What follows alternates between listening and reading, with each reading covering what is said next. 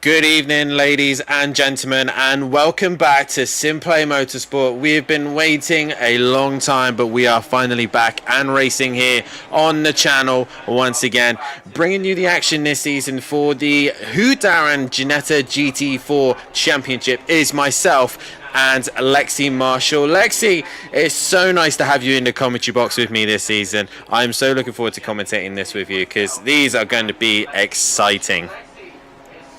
Yeah, most definitely, and we got all the action to come the way. Last season, it was a very, very different format. You could use any car, and the races were a lot longer.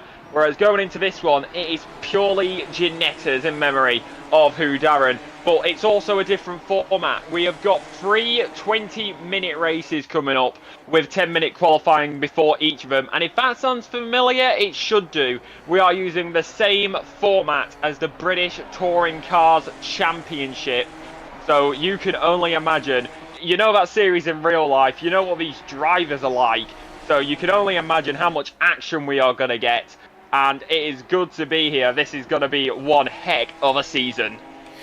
It is indeed, and obviously just a reminder as well, the reason why we're running the Ginetta GT4s and naming it the Whodarron Cup. Last season we lost one of our own, which was Aaron Myers, and like we said, it was a sad loss that we don't have him here with us no more, and that's why we've named the championship after him.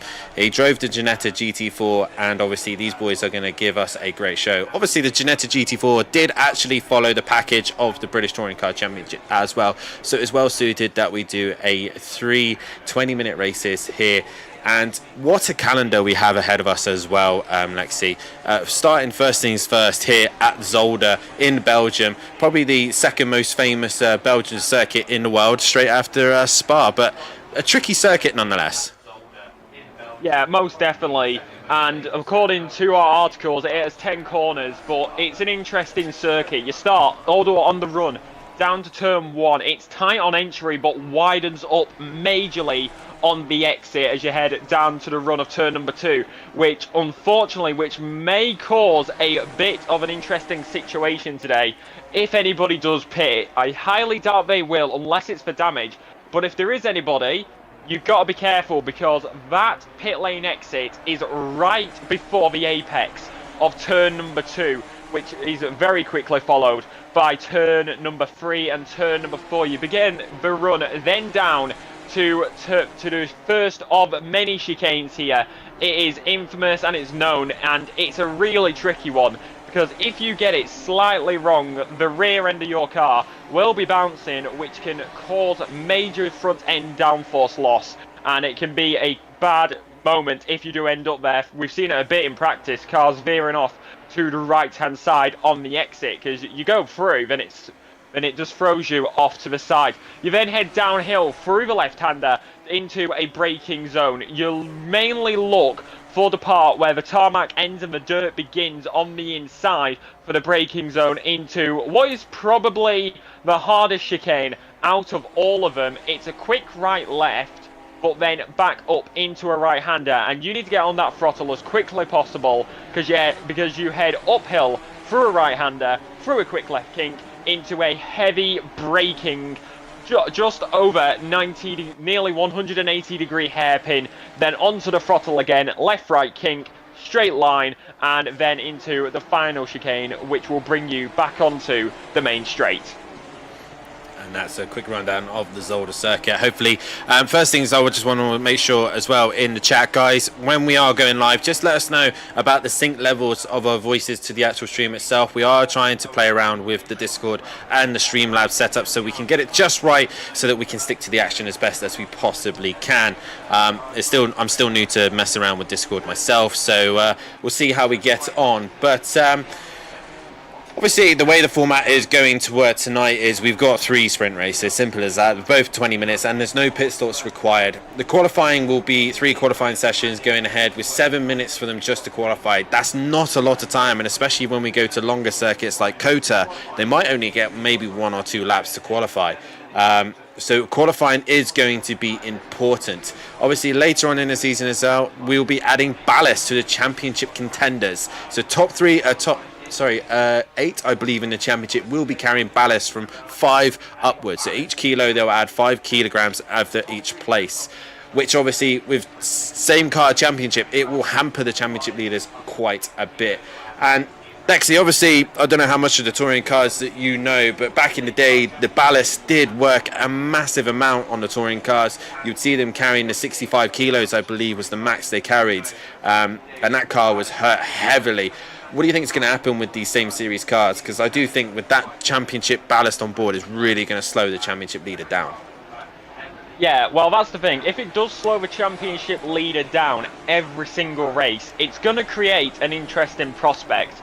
Because if the championship leader is carrying that ballast through 3 races, it could end up being that they will end up not scoring as many points, and it will be a new championship leader after every single round.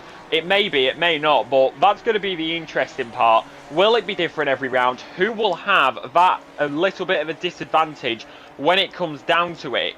So it's going to make it even more interesting than we already have, because I think we can all agree, every time we have a series which has a singular type of car in there, it's not the car, it's the driver. So it's really going to put into perspective, especially here at Zolder tonight as we kick off the season, what the driver skill is going to be like and where the splits may begin to form.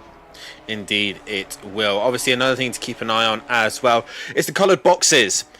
To me, you and everyone else, they mean probably absolutely nothing. But the white drivers boxes means that they are a gold class driver.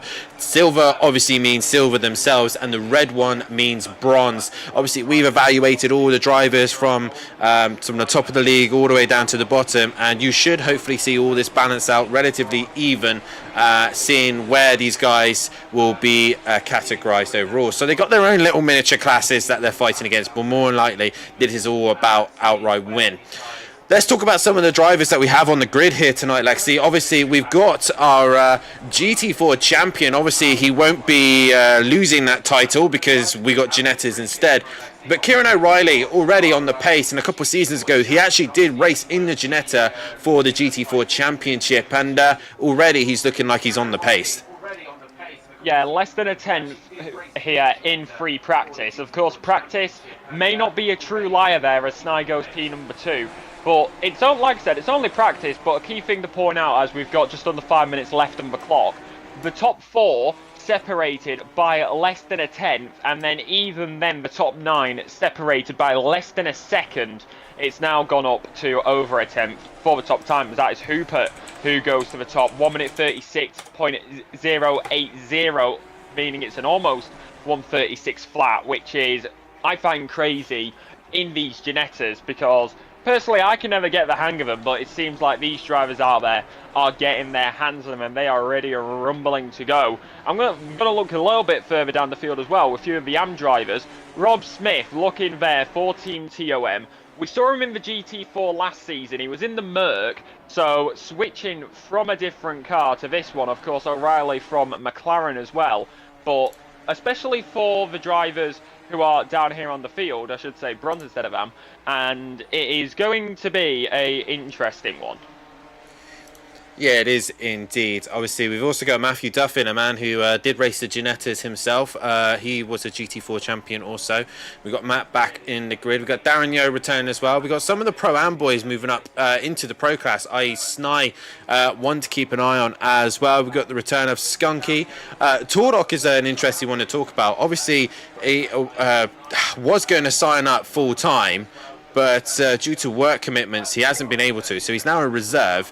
But what kind of drama could he cause not being able to make every race? It could bring some interesting racing, as O'Reilly has now gone to the top with a 35.9.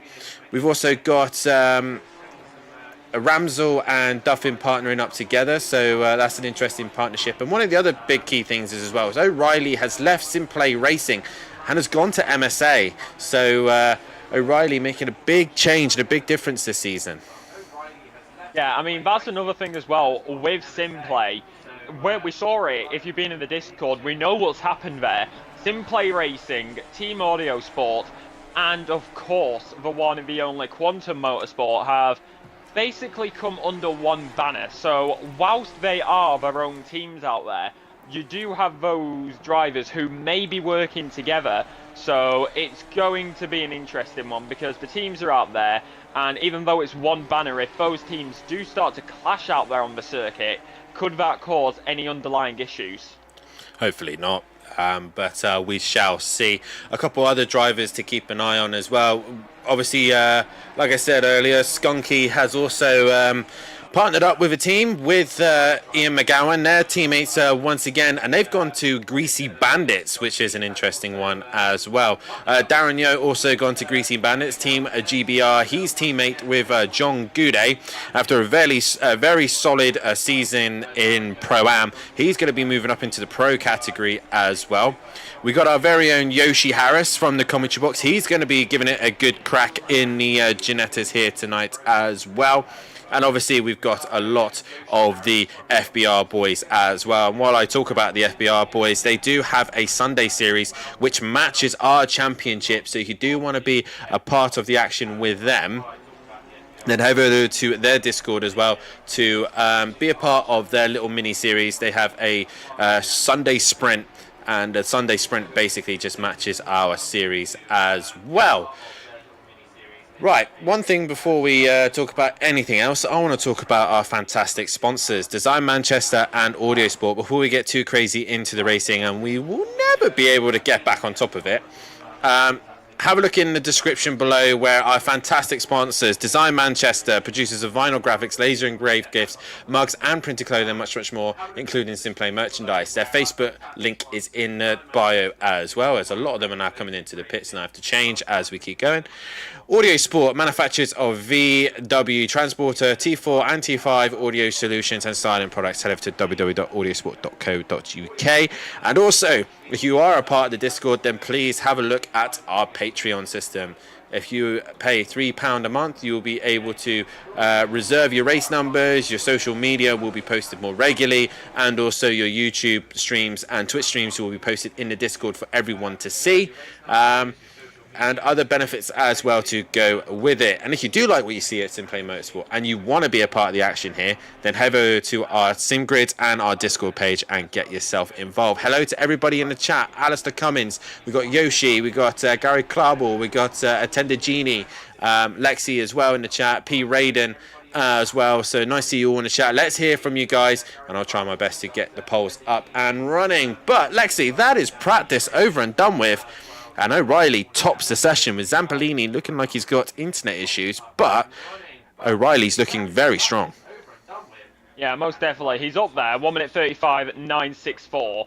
So how is that going to relate to qualifying? We'll find out in just a few moments' time. We're waiting for one more driver to come to the line. That is going to be Hoffer. It will not be a valid lap. They've only just come out the pit lane, so we're just waiting for them. But the Dapper Racing, Kyle O'Reilly, up there, number 74. It's going to be interesting, but Zampolini and Hooper, maybe even Matthew Duffin, looking for a slice of the cherry as qualifying is now green, green, green. We are ready to go, and it is plenty of drivers. The cars roar to life, and just look at what's happening in the pit lane. How many cars are coming out? Twardock is right in between another car with Ghosting, of course, online in the pit lane. It goes to show, and you can only imagine with this many drivers on the grid, that being 36, how much chaos and how tight it is going to be to get some clean air here in the qualifying session, because it may be that you don't want clean air, because with this many drivers, the draft is going to be the better option to take. Well, you wait till Monza. That's definitely going to be the talk of the story. Monza is going to be very much who can get the toe. But we are on board with Robert Ramsell, and this is where we're going to test to see if my sync has worked or not. So Robert Ramsell, we're going to go on board with for our first lap around his fantastic circuit of Zolder, which, a couple of facts here, FIA Grade 2 opened back in the 19th of June 1963, and obviously famously known for Gilles Villeneuve dying here in 1982 at the second chicane. Obviously, Zolder has also hosted many cycling events. Belgium is very popular for its cycling. It's hosted the World Championships for Road back in 1969 and 2002, Cyclocross back in 1970, 2002 and 2016, and more recently these days it's been hosting the BMX World Championships of 2015 to 2019. Track is 4.0 kilometers long. If you want it in miles, it is 2.4 miles long, and there's 10 corners, as Lexi said earlier. But as we go on board with Robert Ramsell, he now comes down to turn number 1, braking just underneath the board and getting the front end turned in as best he possibly can and try and grip up out of the corner to then head towards turn number 2. Brake just before the yellow board and get the front end turned in once again. Be a little bit patient because the car will be sliding all over the place as we then go past the famous looking windmills at this circuit. Out of 3, down towards 4, brake down 1 gear and try and get the front end turned in once again. A very slow couple of corners that you kind of need to be patient and then head down towards the first of the terrible chicanes. This, Lexi, could be the danger zone. Bumping all over these chicanes could gain massive time but also lose time as well. Yeah, we just saw that going through the first of the chicane. It seemed like on the second he got it fine and he kept it going. Robert Ramsell, big bump there in the first part. Now down the hill in the left-hander, hit on the brakes where you need to. Take as much of that chicane as you possibly can to get a perfect line out of that right-hander as you head uphill. It does tighten at the top, the track becoming a slight bit slimmer, which many drivers may not realise as it comes up right up with you, and it may be in the race that those drivers stick together. Into the hairpin, get as much on the throttle, quick down the gears, back up, through the left and right king, onto it, down towards the final chicane, which you said the first one could make or break a lap. This final one can make or break it even more. Into the left, then one more time into the right. Take it as wide as you can, then hold it there. Try and tighten the line and keep it as short as possible for the circuit. Goes across, and he does, and it seems like no lap time there. Invalidation at some point on the circuit as Matthew Duffin goes to the top. 1 minute 36.707, but that's quickly thrown by Twardock with 1 minute 36.622 by less than a tenth. But now it's Hooper, 1:36.325. We're about to see a whole lot of times come on the board, Dave. We're about to see a whole lot of times on the board, Dan. We are indeed, and times are going to be coming in thick and fast, and that's one thing we haven't talked about as well, Lexi. Obviously, this circuit is renowned for obviously people taking too much limits, so drive-throughs could be a risk for some of these guys. Drive-throughs are definitely going to be something they got to keep an eye on, as Matt Wright just crosses the line and goes into P7 as his teammate Steve Millington crosses to go P10. So track limits is going to be important here. Trying to get a lap on the board for the first qualifying session is 10 minutes this season, so it's relatively straightforward for them, but the rest of the season is going to be 7 minutes long. That's all it's going to be.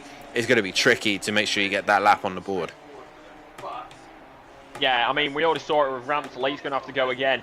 Still quite a few drivers, only 16 on the board at the moment. 20 drivers still yet to set their lap times. Harris did have a moment on his first out lap. He had to RTG, and now he's back out there on the circuit. It was at the right-hander after the second chicane, as we do see Hooper there slowing down, trying to let a car pass, maybe looking for that toe. He's only got 2 tenths at the moment. That can be found through a chicane, so maybe opting, I want to be behind the driver, I want that little bit of a toe, make as much time, get that gap, as he will need it, as that's Zampellini who goes to the top. 1 minute 35.982, 0.343 off the top, and Sylph right now is actually the driver who Hooper seemed like he wanted to get the toe from. He's too far back now. Sylph goes to the line, stays P number 3 at the moment. It's going to be Zampellini, followed by Hooper, Sylph, Twardock and Matthew Duffin, and it's going to be McGowan who rounds out the top 10.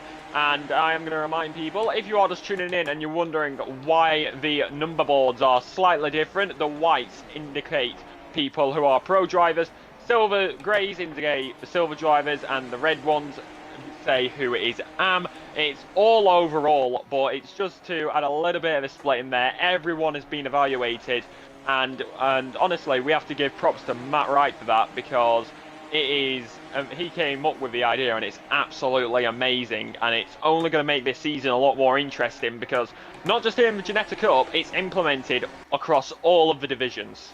Yeah, it is indeed, and it gives people a chance to actually race and battle against drivers that they know and able to participate against. So we'll see how they all get on. But Zampolini setting the pace at the minute, but we know that lap time is achievable by Hooper. And I don't think here is all about the toe, Lexi. I think it's all about clean air. If you can get a nice gap and get a nice rhythm behind you, then I think you're looking good. As Darren Yeo already surprising us as one of the silver drivers in P4 at the minute.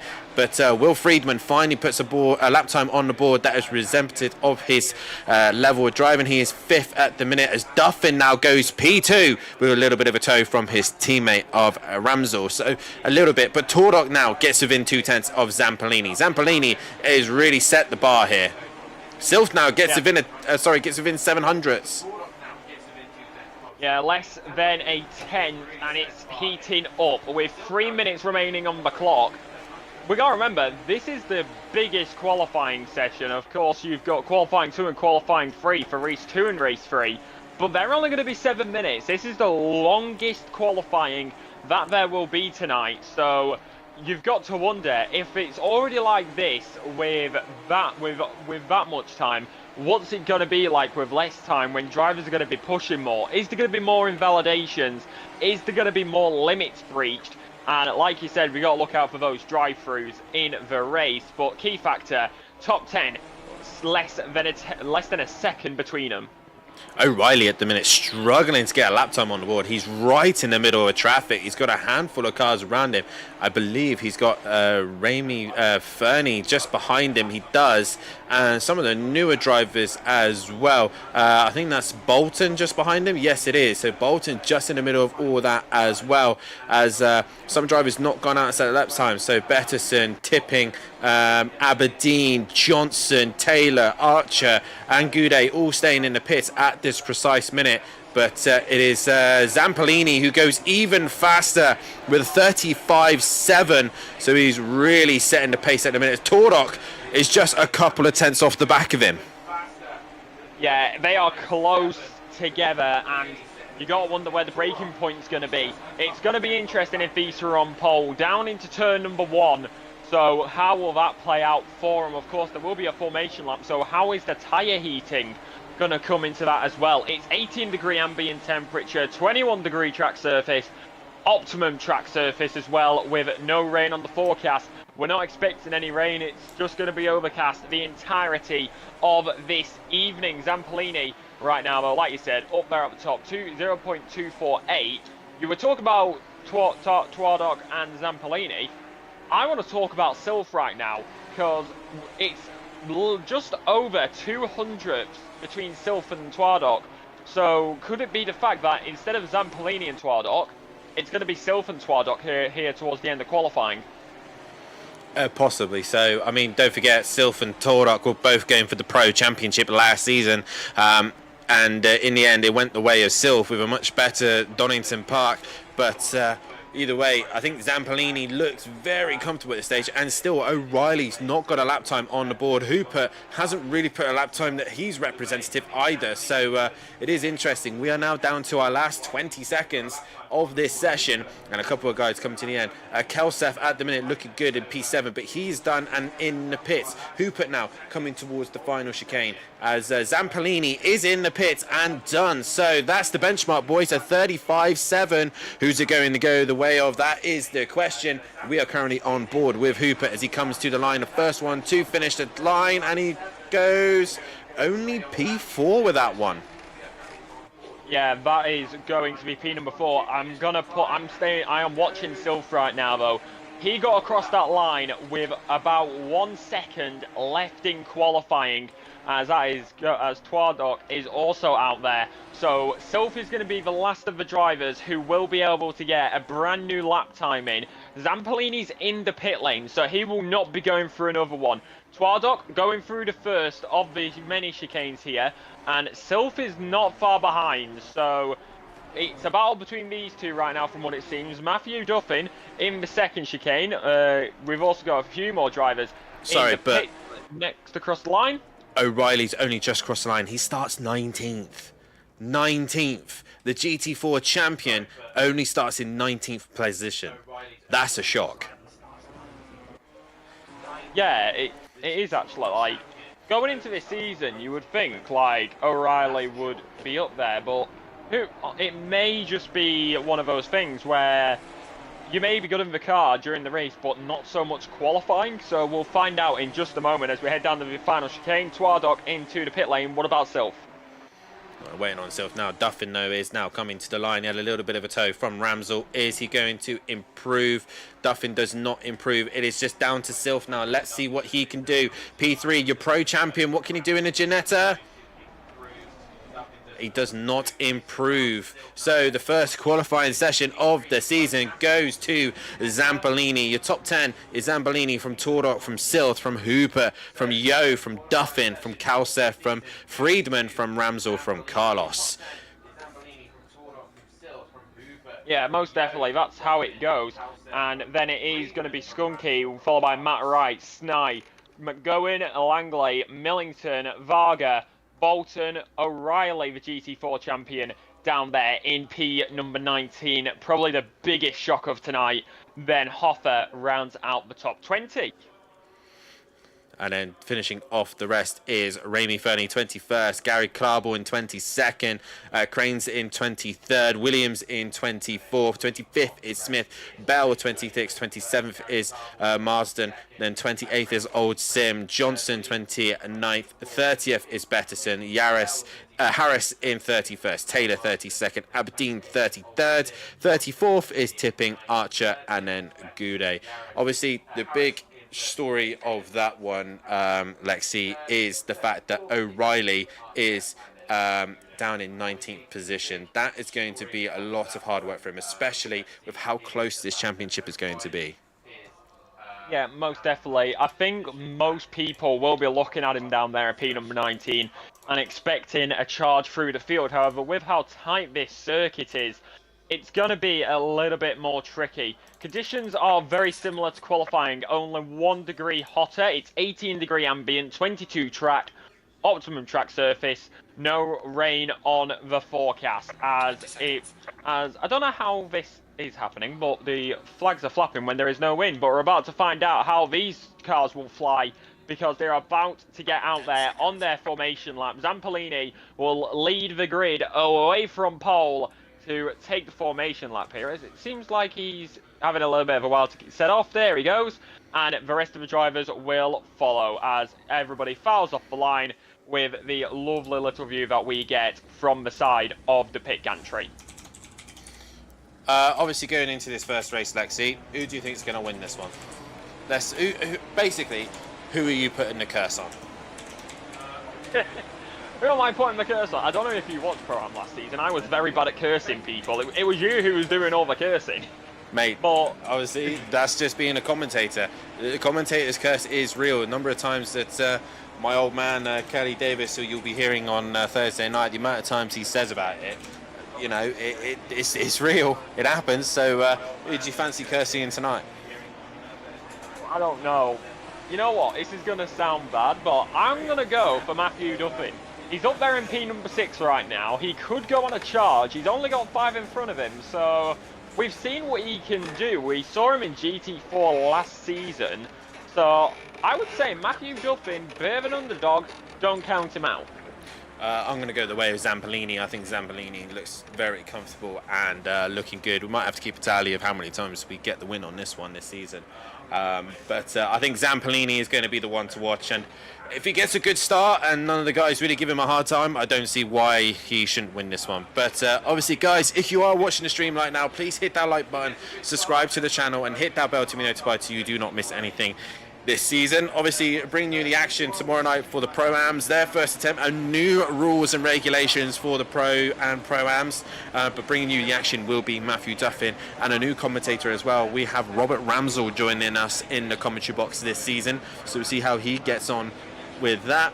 And obviously the Pros Thursday night, and that will be with Matthew Duffin and Kelly Davis, sweet and sticky in your box. But it is all about the Ginetta Whodarron Cup tonight, and who is going to start the season off strong? That is the question. We are here at Zolder. I'm excited. I'm pretty sure Lex is excited. This is going to be one awesome race. Yeah, most definitely. They line up now, going double file as they head out the final hairpin. Quick rundown for you, as we did go through it just before, we'll go through it again. It's Zampolini who lines up on pole position. Everybody's moved about a little bit. Hooper. Okay, it's messed up. Okay, we're not. We'll leave it there. We'll leave it there because it's decided to switch up. But all the drivers now go double file. It is going to be race number 1 of the season. This one is all yours, Dan Davis. As we go 2 by 2 down towards the main start straight here at Zolder. Season 8 is about to begin, and we start things off at the Whodarron Cup. We now wait for the green. And we are racing here at Zolder, and already the 75 has got a drive through for being out in position, but Zampolini with the great start that he needed, but Tordok trying to go with them at the minute. We go back into the mid pack, and everyone else seems to be relatively clean through the first couple of corners, and so far so good. Oh, we look to the back of the pack, and looks like P. Williams has been involved in an incident as well, so a couple of cars drop into the back of the pack, but it is Zampolini who leads the way with Tordok right behind him, and still just underneath the back of them as well. Hooper just there as well. Darren Yo, Duffin, all switching positions there, but it is Zampolini going towards the first chicane. Yeah, most definitely. As we go six a box a little bit back in the background. All these drivers trying to file through, almost makes contact, trying to make their way around the outside. Here comes Bolton, wheel to wheel, almost makes it. Will they be right there with him? Free abreast. It was Kyle O'Reilly as they headed down the hill into the left-hander. Second chicane, that got hairy, but luckily enough, it worked out that time. He looked for the up and under, did not work out either. So all these drivers are trying to get as much space as possible, using as much of the circuit as they want. But it just seems like, with how tight it is, it's not going to be working out for him as we head now down towards the hairpin. Is there going to be anybody who is going to look for a dive? But it seems like everybody's got through nice and clean. A little 3-car train, nose to tail, as they go wheel to wheel, side by side. It's Aberdeen versus Taylor, P25 versus P26. Going to be going down towards the second chicane, but Aberdeen actually ends up backing off, not wanting to risk it, as Yoshi got very close to the rear bumper there of what I believe was John Gooday. Here comes Harris now up against Yoshi on the exit down the main straight. As we look back to the leaders at the minute, Zampolini thought he was getting away, but he has not. Tordok is still right underneath him. Tordok with a fantastic pro season last season. These two have dropped Silth and Hooper. They have not been able to go with them, as Duffin is trying to stick with them as well. Kalsa, it all is relatively simple and straightforward for the top 10 at the moment. Skunky just sitting in behind Ramsel right there as well. So it's all single file at the moment. It's all the action towards the back of the pack as we're on board with Langhini, who's got O'Reilly looking up the inside, but Snai also has it going. Snai's gone around the outside. He has to straight line the chicane, and he still loses out to O'Reilly there, as we see the 75 of Betterson has served his drive through, but Tordok is pushing Zampolini right at the beginning of this race. Yeah, and that little bit for Snai there, I think that will 100% be a track limits warning. I don't think you can really get away with that. So, like we said in practice, how a drive-through is going to play a factor in this. We've seen what this circuit is like. Is there going to be any? How will it work out? Zampolini creating a little bit of a gap. It's going to be interesting what happens with those guys up there a little bit further down the field. Snai versus O'Reilly up against each other. I should say Langley actually versus O'Reilly. Down into the second of the chicane, into the finals of the chicane. Down the inside is going to go for the 225. O'Reilly is going to be behind Snai. Has to take evasive action, moves to the inside line. Will be on the inside of the pit wall. I'll give him outside line into turn number 1, but he's got it done and dusted beforehand. O'Reilly is going to come back at him. Snai backed off a little bit, maybe looked for the up and under. Did not work out that time either. It seems like Snai is going to be stuck here for a little bit, and maybe being a little bit impatient. Has that moment earlier on in that lap happened at the first of the chicanes cost him a little bit, because maybe he picked up some slight damage from when he hit back down onto the circuit, as he had a big old bounce. But the battle continues between O'Reilly, Snai and Langley. And Tordok has now lost a little bit of pace to Zambolini and actually dropped into the clutches of Silt and Hooper. So keep an eye on that one as Duffin also just trying to stick to the back of them as best he can, as is Yo and Friedman, but not able to. Kalseth actually is the one under pressure from Robert Ramsel, who's made a position on Carlos. So Carlos losing out there as the MSA driver. PN in the chat saying, come on, Soldor. Soldor Racing, and currently sat in 17th place is Benedict Varga, who is trying to get onto the back of this Snai fight. Where is O'Reilly? O'Reilly, I think, has now jumped these guys in front. Yeah, he has. So O'Reilly's now been set free. Can he now get himself back into the top 10 and try and score some decent points here? But Snai still putting pressure on Langley at the minute, but he's also got Varga just behind him as well. Yeah, as it was going through turn number 2 and 3, I believe, that O'Reilly did get that move on Langley. Here comes Snai. Big thing, as it wasn't too big, so I didn't want to cut in on you.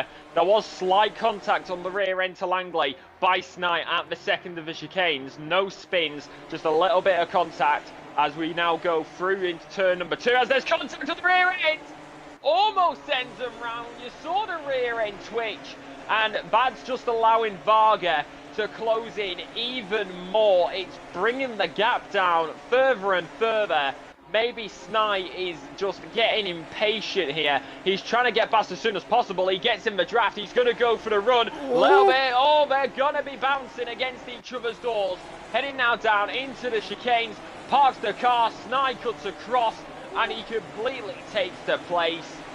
And I think that's just impatience coming in. I think that's a little bit of an illegal overtake, but Varga now is going to take the opportunity while he can, and Langley now loses a position to Varga as well. So after all that, Snai gains position and Langley loses 2. Meanwhile, we go back to the front, and Hooper has now got past Sil. So Sil looks like he's struggling a little bit as they now all try to work their back onto Zambolini, who's 1.3 ahead of Tordok, but Tordok seems to have brought that gap down ever so slightly, as Duffin is also lost out to Darren Yo. So Darren Yo has got back past Duffin here, as they're also being chased down by Will Friedman. So already some great racing we're seeing here.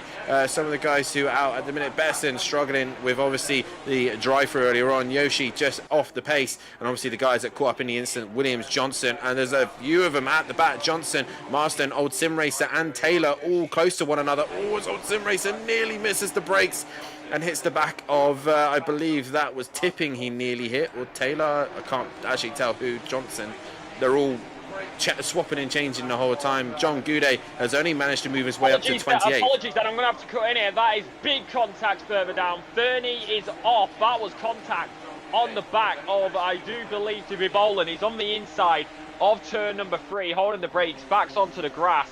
It looked like he was going to go for the move at turn number 2, but the door just shut, and that is unfortunate there. Back to what you were saying. Apologies for the cutting.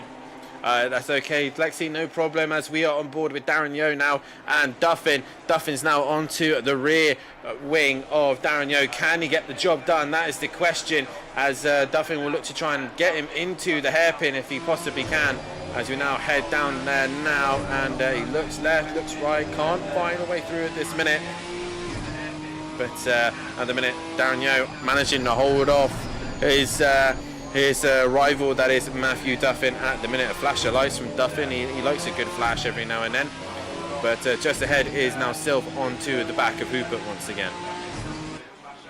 Yeah, and Rylan on board, it just goes to show the perspective. He gets in the draft down the main straight.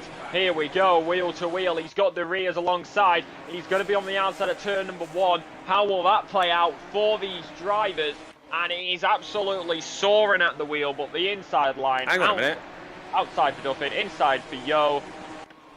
What has happened? That is Friedman. Friedman's dropped down the order quite a bit. He's dropped behind O'Reilly, as has Ramsel.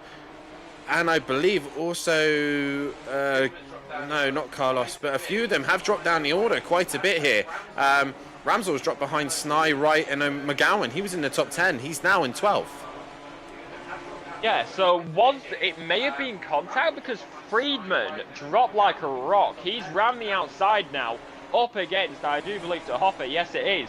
And now down into the first of the chicanes here. Hoffer's on the outside. Friedman is going to be on the inside. He has that line. He has the priority at some point. Bounces all over it. Goes airborne. Not once, not twice. He's cashing the chips. But it's now going to be Hoffer who sits behind. It seemed like he was almost going to get it. But Friedman must have real good suspension as he's a car off. And that is Kyle O'Reilly for Dapper Racing, I do believe, or was it somebody else? I believe it was actually Varga. Yes, it was. Varga went straight on at the second chicane. Yeah, Varga a little bit twitchy there. It's now O'Reilly's onto the back of Skunky, so we'll see how Skunky and O'Reilly get on. Meanwhile, back towards the front, Silth has got Hooper right in front of him as the leaders are all relatively even at the minute. Zampolini 2 seconds ahead of Tordok, ahead of Hooper. Then this fight between these two. Then we got Duffin versus Yo. And then we've got Kalsef trying to cash onto the back of Carlos. Meanwhile, Snai is having to defend from Ramsel. Ramsel's looking around the outside of Snai into turn number 1, but can't get the job done. Yes, he can. He keeps it pinned. And Snai there might be losing out to Ramsel. Is here at the inside for turn number 2. We are halfway through this race. And Ramsel's just trying to hang in there as best he can, but he can't get the job done. And Snai holds on to position. Yeah, we've also got a battle back here. Battle for basically P number 16. 3-4 cars locked in it, wheel to wheel, side by side. Is going to be Will Friedman. Hoffer has got past Varga. Varga's now going to get absolutely swarmed here. Going to go 3 abreast. Down towards the first of the chicanes. Don't keep it tight. How's he going to work out? 1 car backs out. 2 send it in. Goes to single line. Thankfully, no contact there. Rear end slips out though. For Will Friedman, loses 1, loses 2. That's Bolton. Up the brakes, and that is going to be unfortunate. Apologies. Yeah, that is Bolton who's got through. It's Friedman who has fought. No, Friedman's ACC cameras. Please, yeah, but Bolton. Apologies. ACC cameras can be a bit different when you're watching from the aerial shots. Yeah, they're a bit rubbish, aren't they? And just having a look towards the back of the pack as well. Not really much going on towards there. No real close fights at this minute other than Fernie and Williams. But we look back towards the front of the race at the minute. And Silth and Hooper are still going at it. Meanwhile, Yo and Duffin are fighting hard against one another. And Snai, the first one to be caught by track limits. A drive-through penalty for him as Duffin and Yo go at it wheel to wheel. Meanwhile, Hooper is still defending from Silth, but we go on board with Duffin.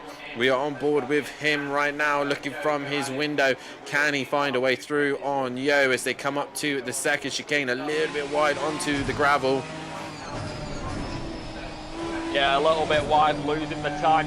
Down the straight we now go. A little bit of acceleration onto the brakes through the chicane. Matthew Duffin going on 2 wheels.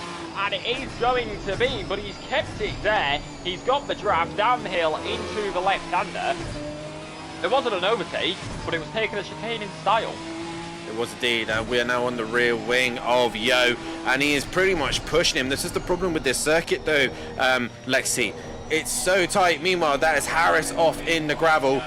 It's so tight, it's really difficult to find an opportunity to go through. As Duffin now looks to the hairpin, and he can't quite get far enough alongside.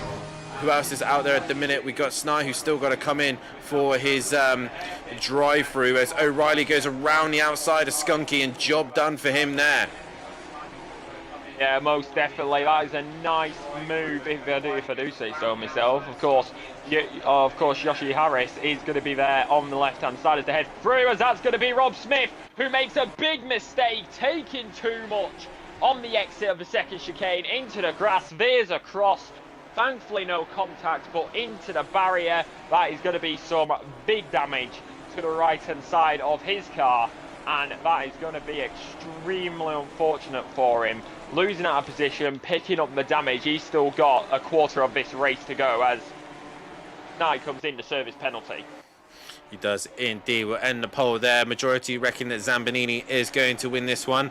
And at the minute, it does look like the way it is going the way of our new driver. Looking strong at the minute ahead of Tordok.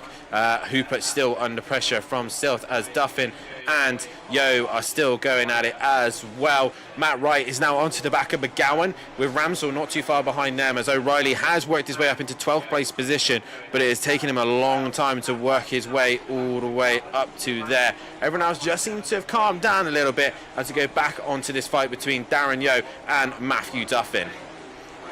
Yeah, these two drivers, basically ever since the start of this race, have been going at it. As we've also got, I believe, Stealth versus Hooper or what? Oh, no, yeah, they're side by side. They're side by side. My camera is not showing it. There we go. Now they're side by side on my screen as well as they go down towards chicane. Also, Matthew Duffin going side by side in the background. Into the chicane, a little bit of contact right up against each other. He makes it through. Matthew Duffin backed out as well. So it took a moment for my camera to catch up, but main straight once again, side by side, Hooper and Sylph, these drivers, it's a battle for P number 3 and a battle for P number 5 ongoing. My question, we've got 5 minutes left in this. If these drivers keep on fighting, are we going to have a 4-way fight for the final position on the podium at this rate? Well, at this rate, Duffin has got past Darren Yeo. So as these two are too busy fighting, the two behind are too busy fighting as well, and they're not really gaining any time. This is allowing Hooper and Zampolini to disappear up in the distance and secure that first and second place. But you can see sailed right onto the back wing of Hooper there and just can't find a way through. Yeo, though, now has lost pace to Duffin and is going to have to conceive and try and hold on to the back of him if he possibly can, just in case he makes a mistake. But Duffin and Hooper and Sylph still going at it hard. If Yeo and Duffin are smart, they can work together and start put pressure on these two.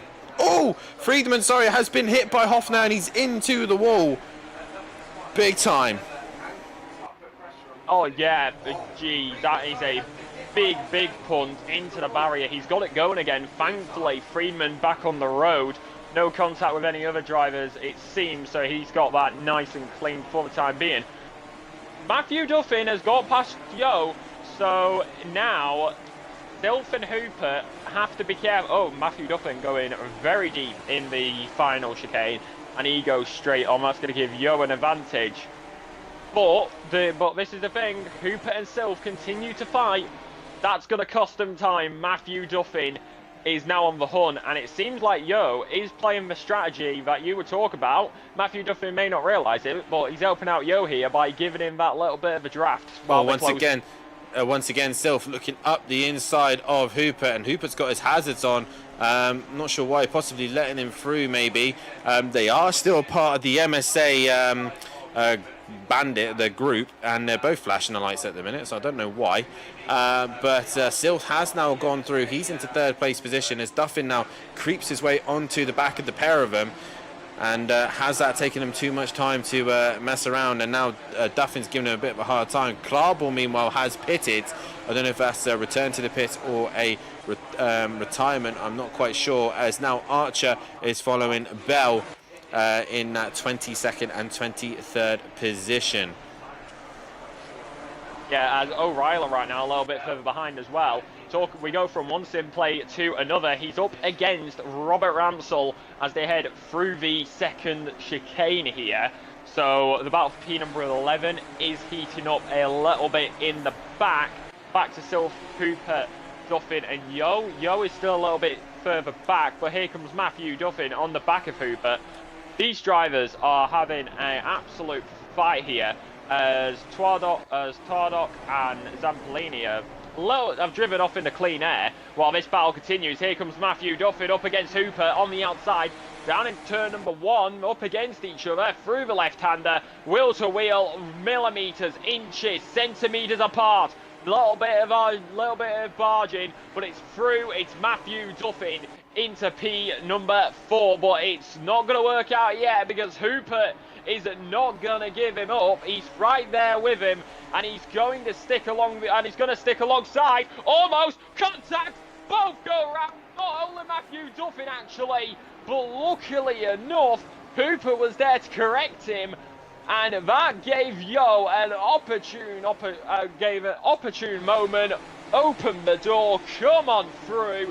That is Yeo, who is now into P number 4 because of Duffin and Hooper's tango.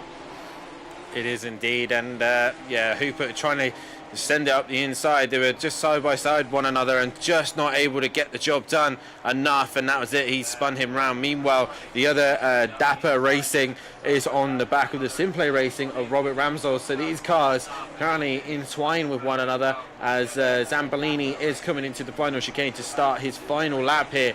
But all eyes are on O'Reilly now to see if he can find a way past on Robert Ramsdell, as also Kalsef is creeped onto the back of Carlos. Just having a quick look at fights at the minute. O'Reilly is your closest fighter. No, actually, sorry. Goudet is onto the back of Marsden, and also onto the... He's also got Williams just behind him as well for Team FBR. They've gone for a red and white livery this season. But these guys are all relatively close. But Zambolini starts his final lap of this race, and he has led it from lights to flag so far, and fastest lap. He has looked phenomenal. No, not O'Reilly. Apologies, not O'Reilly. Camera switch. Somebody had a spin there. Ramsdell's off. Yeah, that's who it was. Ramsdell. It was one of the two. And Robert Ramsdell, seemingly at the final chicane, had a spin on the exit. So that was who went off. That is unfortunate. And you can only wonder what happened there. We weren't able to get visuals. Old Sim Racer and tipping. A little bit of contact on the rear. Makes his way through. A little bit side by side. Going to stick with each other. It's further down the field. But it's a nice fight onto the final lap for those drivers. And it just shows how quickly we can go. We got a yellow flag for the number 75. It seems.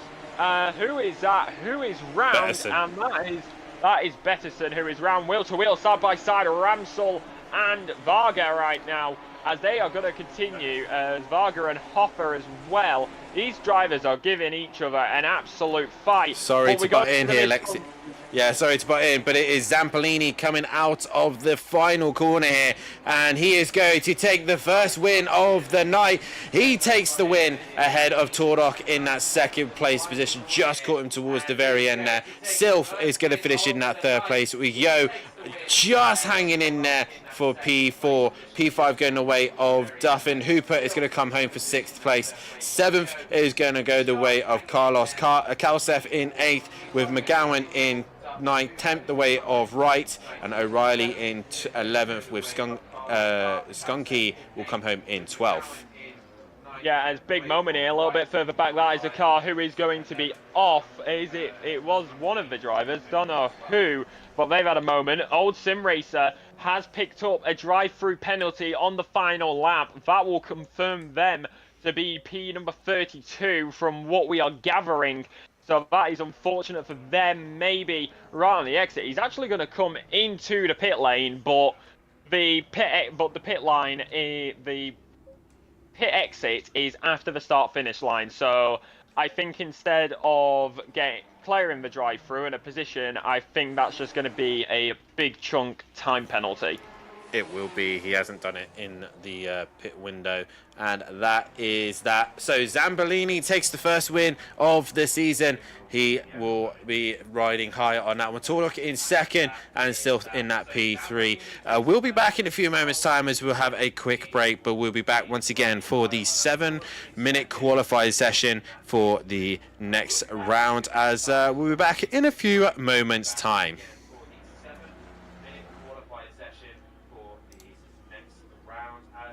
be back in a few moments' time.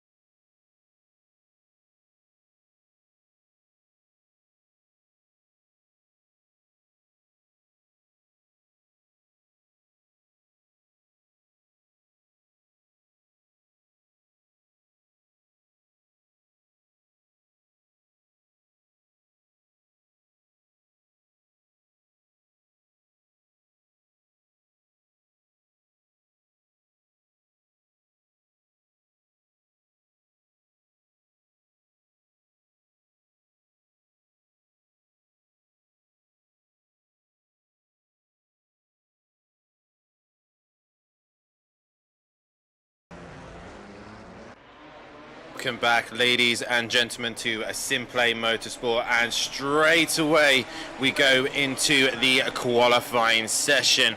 Lexi, obviously now we got a very intense qualifying session. The last season we done this, we only had a 5-minute qualifying session. This year we've got a 7-minute qualifying session. Obviously a little bit more time because some of the drivers are saying not all of them could get 2 laps. But still 7 minutes, it's not a lot of time, is it? Yeah, definitely not. I mean, when you take into consideration that you've got to do an outlap, realistically, you've only got 2, maybe 3 laps in it, and that's if you don't end up invalidating one of them. So even then, it is still pretty tight, as the man leading the pack is going to be SimPlay's very own Matthew Duffin.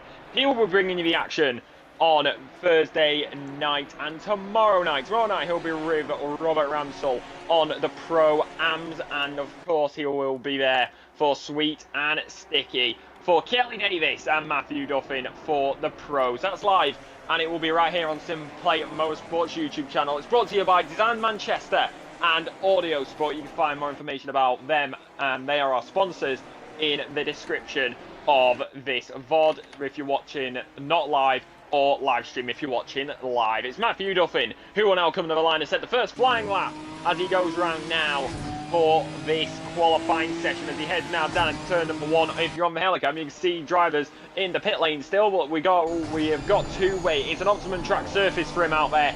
No rain on the forecast, 18-degree ambient, 23 track.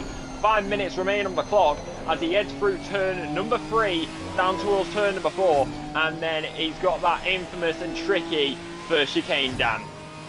It is indeed, as he now heads down towards the chicane. I don't know why Beth's saying is my mic broken. It should be perfectly fine. As they head down towards the chicane now, bumps over the first chicane, over the second, and then heading over the hill and then down towards the second chicane, making sure he's got it all under control. A lot of drivers, like I said, still in the pit lane, trying to wait for that perfect window to come out as he works his way through the chicane. Once he gets a good smooth run through there, he'll then work his way through the right-hander. Over the brow of the hump he goes, then heading towards the hairpin, making sure he hits the braking zone bang on and get the front turned in. Once the front end is turned in, he will grip up and he will see the windmills. He knows he's towards the end of his qualifying lap. He's done all the hard work. Can he just nail the last little bit towards the chicane? Here he goes into the final chicane. Now don't take too much first curb. Make sure he gets a good clean exit out of the final corner, and towards the line he comes. Matthew Duffin setting the pace at a 35.8. That is a good lap time from him. Tordok, meanwhile, behind him, no lap time on the board. Now we got Zambolini coming to the line. He hasn't put a lap time on the board either. A lot of drivers here, Lexi, not getting a lap time on the board. Yeah, I mean, that may be one of the things with this qualifying session. Because it's a shorter qualifying session, drivers are going to be pushing harder, trying to get more lap times in and quicker. So maybe that simple fact of there's less time, you got to get a lap in, is a little bit of pressure, as we see going to be Caners as they go through. That was a car off on the exit of turn number 1 there on a lap. Plenty of drivers coming through. That would actually be Rob Smith who went off at turn number 1, as Langley trying to make his way through as well. Sylph, not that much of a race one he would want to remember, as of course losing out in those final few. He did have a decent one though, so I would say it's not too bad for him. But they're going to be making their way through. 12 drivers with lap times set at the moment. Few more drivers. Few of the gold drivers yet set lap times. That's Tardok, Carlos, Kelseth, Coopert, Sylph, Zampolini, and Friedman. Whilst majority of the drivers who have actually set lap times are silver drivers. So maybe that little bit more consistency in that field, but we'll wait and see, because we still got everybody's set lap times, but they've got to be quick about it because only 2 minutes left on the clock. Yeah, Tordok crosses the line and does not improve by very much, nor does Zambolini. So at the minute, Matthew Duffin is sitting on pole position with Snai in second as the Hooper now crosses the line and goes into that second place. Sylph now goes into fourth as well. Snai goes even faster. He puts it on pole for the meantime, as pretty much they're going to get a couple more laps here around Zandvoort, but, sorry, Zolder. I'm already 2 races ahead. Yeah, so Snai setting a brilliant lap time there. Yeah, nice and quick, but you got to look at it. It's only 7 thousandths ahead of Matthew Duffin. So Matthew Duffin, he's seen that time pop up. He's seen himself drop to P2. He is going to be looking to respond as he attacks the curbs of the second chicane like they're a cheesecake. And they go now through the right-hander, up and over the crest, down into the braking zone, towards the hairpin. He's flashing the headlights. I think he knows we're listening. And we now go through the hairpin. The number 55 puts the pedal to the metal. He will put the foot to the floor. And he is going to be attacking this. He wants to find that extra little bit.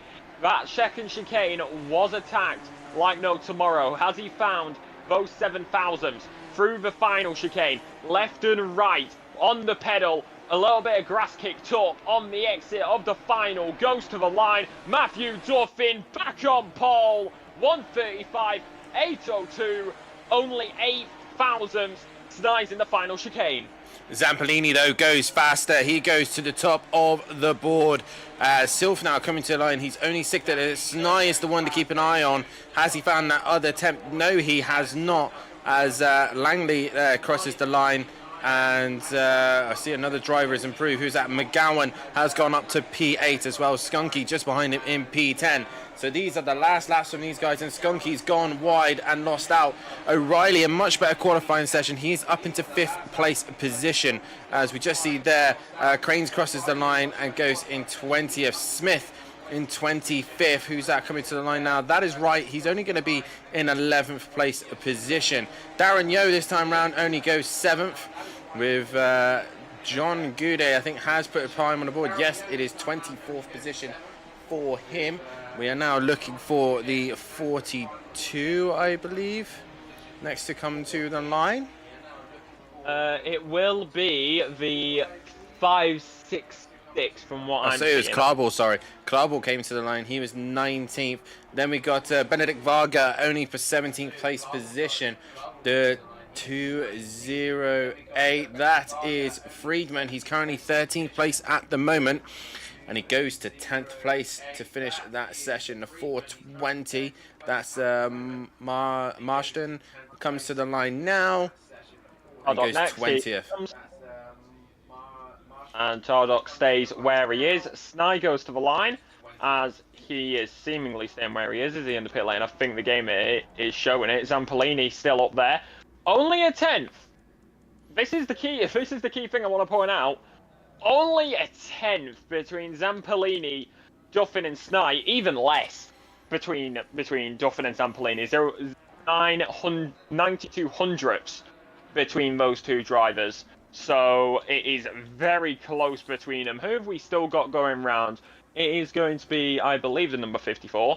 As they're going to go across. They will not go towards the top. And that is going to be the end of qualifying number 2. It is going to be Zampolini who goes fastest, followed by Matthew Duffin and then Snai. Sylph is P number 4 with Tardok P number 5, O'Reilly P6, Hooper P9, Yo P8, McGowan in P number 9, and then Friedman will round out in P number 10. Thank you very much for that, Lexi. P number 10 going with Friedman, like you said. Skunky is in 11th place position with Matt Wright in that 12th. Carlos in 13th with Bolton in 14th. Kalsef will start in 15th with Ramsel in 16th. Langley in the 17th place position with Varga 18th. Hoffner in 19th with Klarbel in 20th position. That rounds out your top 20. And then we head down towards the rest of the pack. It is Marsden who will line up on P number 21 with Millington sat P22. It's Encanas in P number 23 with Fernie P number 24, Williams P25, Oddsim P number 26 picking up a drive-through in the first race on the final lap.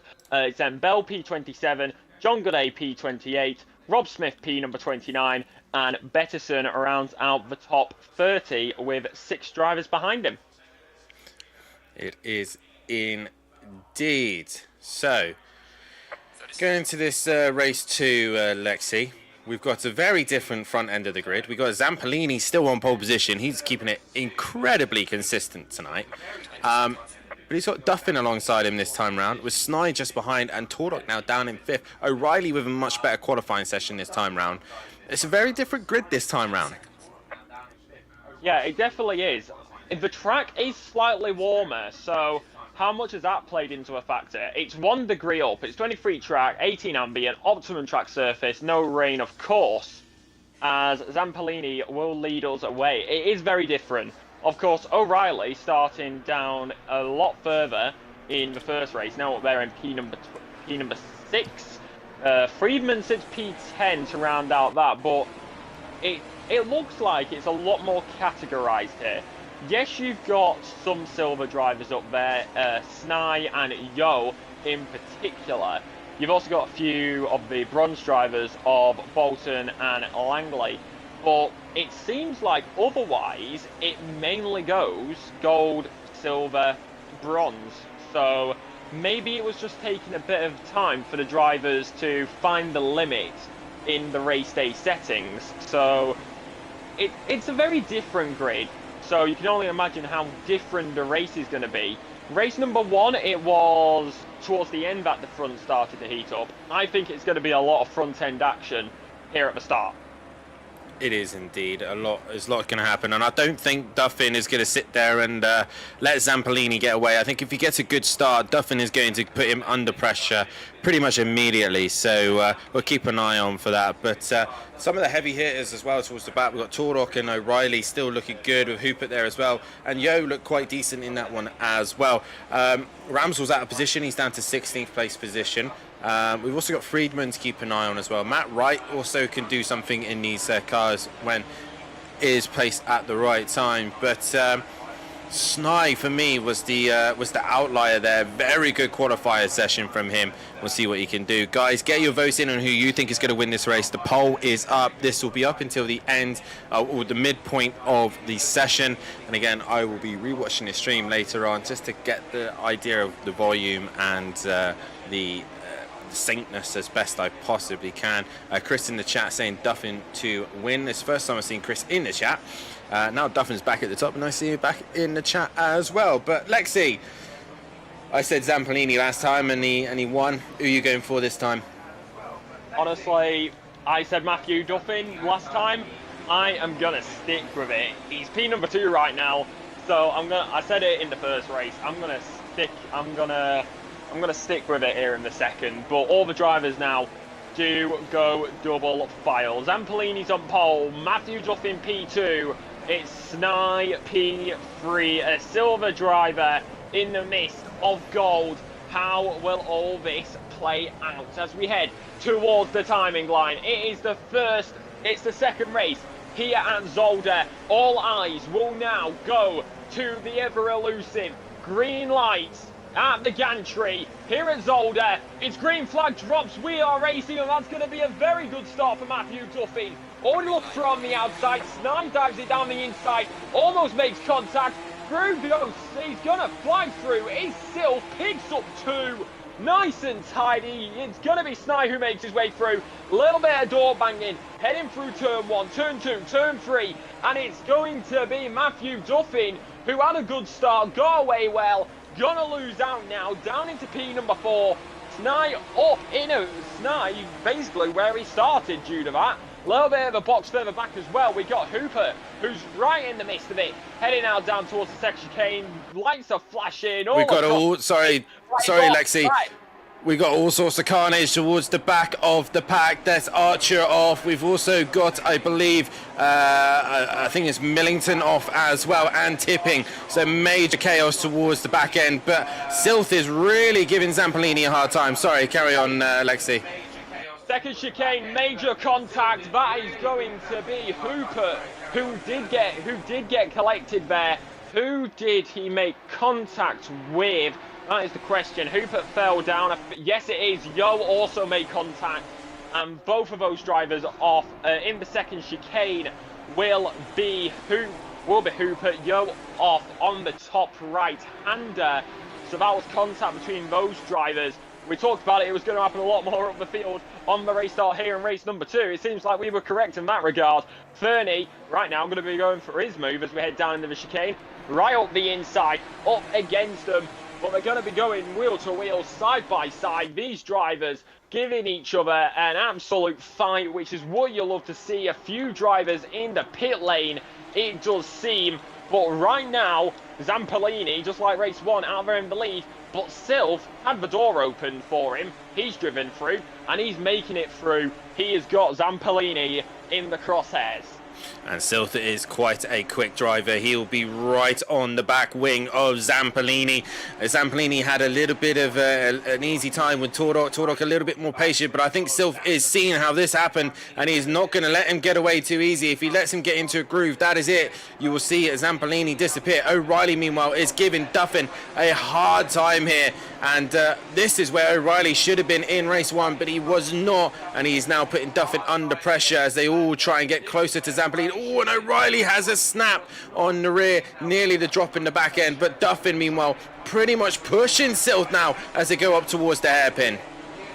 Yeah, contact a little bit further back as well. Marsden went for a move down the inside of John Gooday, but John Gooday just turned in, his normal, turned in a little bit of contact with those drivers. Nice little fight happening back there. As you said up here, it is a skirmish. We've got 4 drivers, 5 drivers in this battle for the lead realistically, and it's going to continue here as they head through the second chicane. How close can they be? Matthew Duffin is going to be in this slipstream of Sylph. He knows that Sylph does not weigh that much, so Matthew Duffin will want to get past Sylph as quickly as possible and to put a margin to the cars behind him, and then that will allow him to chase down Zampolini, because it's within a second. These guys are absolutely loving this circuit. The cars are coming alive with major BTCC vibes, but right now it seems like it's nice and tidy.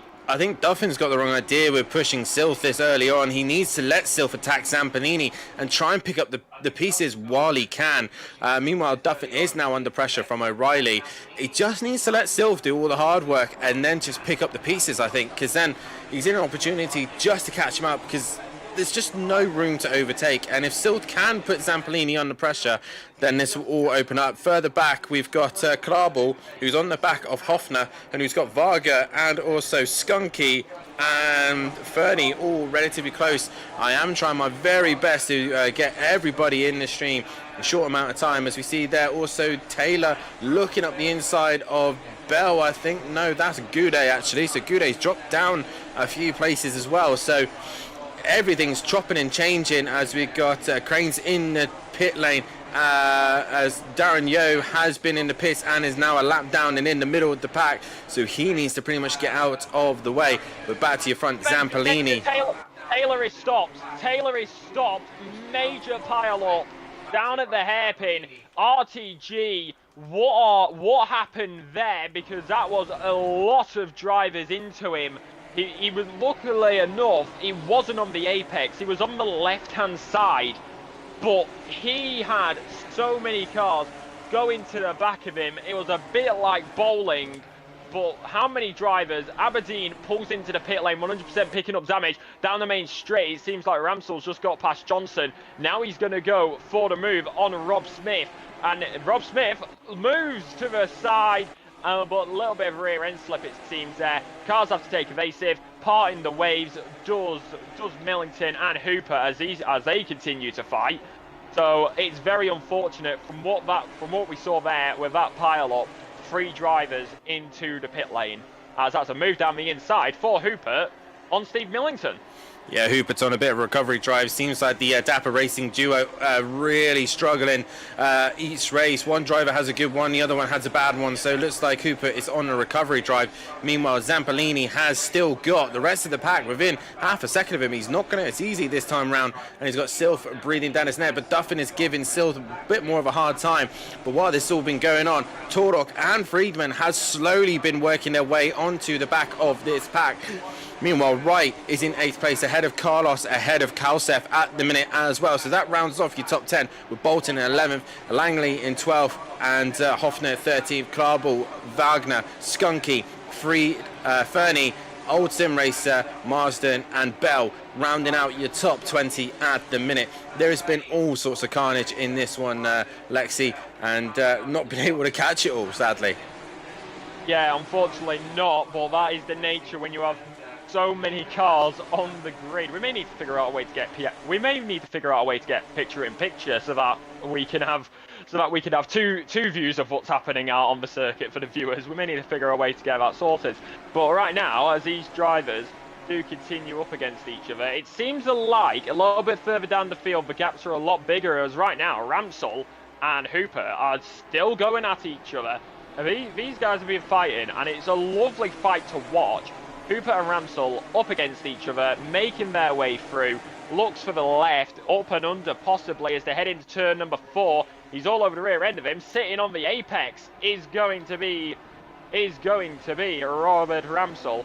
So now making his way through. He's also got to be careful. He's got Steve Millington coming up behind. But that's a nice clean move there from Hooper, and he ends up getting passed up into P number 22. Millington also used to be teammates with Ramsell. Cam Racing they used to be, but they've gone their separate ways. Obviously, Ramsell going the way of SimPlay Racing and Millington going the way of Quantum Motorsport. So an interesting split nonetheless. But once again, Zampolini comes to the line, and we're getting to the halfway stage of this race, and he is still only 3/10 ahead of Sylph. So this is really working out hard for Zampolini, but he's also got Duffin, O'Reilly, Snye, and Torok all creeping onto the back of him. Meanwhile, there's quite a big gap towards them as Wright then needs that pack at the minute, as we see a fight there between Klarball and Varga. Varga's internet pretty sketchy, so all of them are trying to avoid him as best they possibly can for Zolder Racing there. But just behind them as well is Skunky, and side by side as Klarball tries to go around the outside, but Varga holds on to the position. Yeah, it seems like that's going to stay there for the time being. Oh, Skunky's coming back. Sorry, Skunky's coming back underneath of Klarball, and he'll send it on the inside of turn number 3, and he will get the job done. Now Fernie wants a bit of the action as well, so Fernie now gets alongside with Klarball. So Klarball just being mugged left, right and centre, but he just manages to hang on against Fernie. Yeah, just managing to hang on, as that is, oh hello, Fernie having a big wobble there on the exit of the chicane. Seems like he tried to take it without taking the curves, but that may have actually hindered him a little bit there. But these guys are having an absolutely lovely night.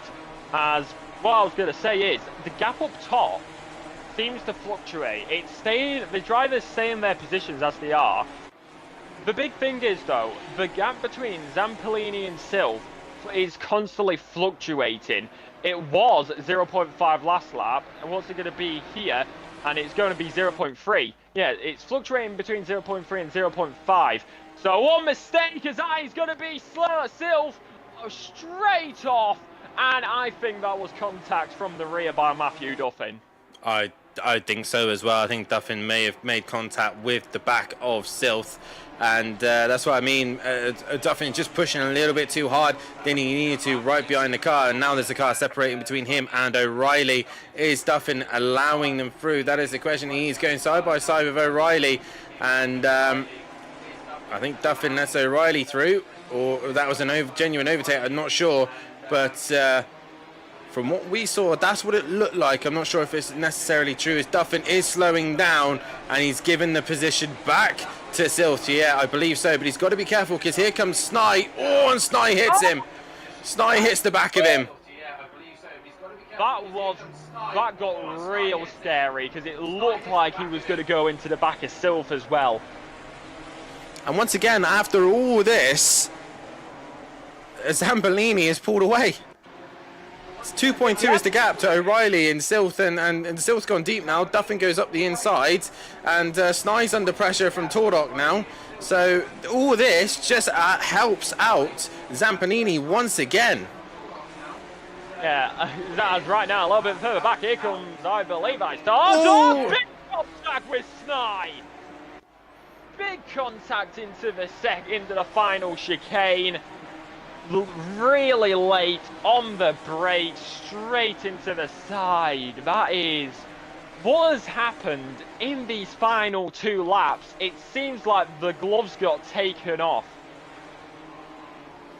Yeah, that's been a bit push and shove the last couple of laps. Meanwhile, there's a yellow flag, obviously, for the car that's in pit lane. A lot of cars retiring to the pit, and obviously, if they have that, that means they're going to carry a qualifying ban going into the next race. So realistically, it's not where they want to be right now, as majority reckon that Duffin's going to win this race. I think he's going to struggle at this point now, as Zambolini once again has got a very comfortable lead over O'Reilly after all the shenanigans that was happening behind him.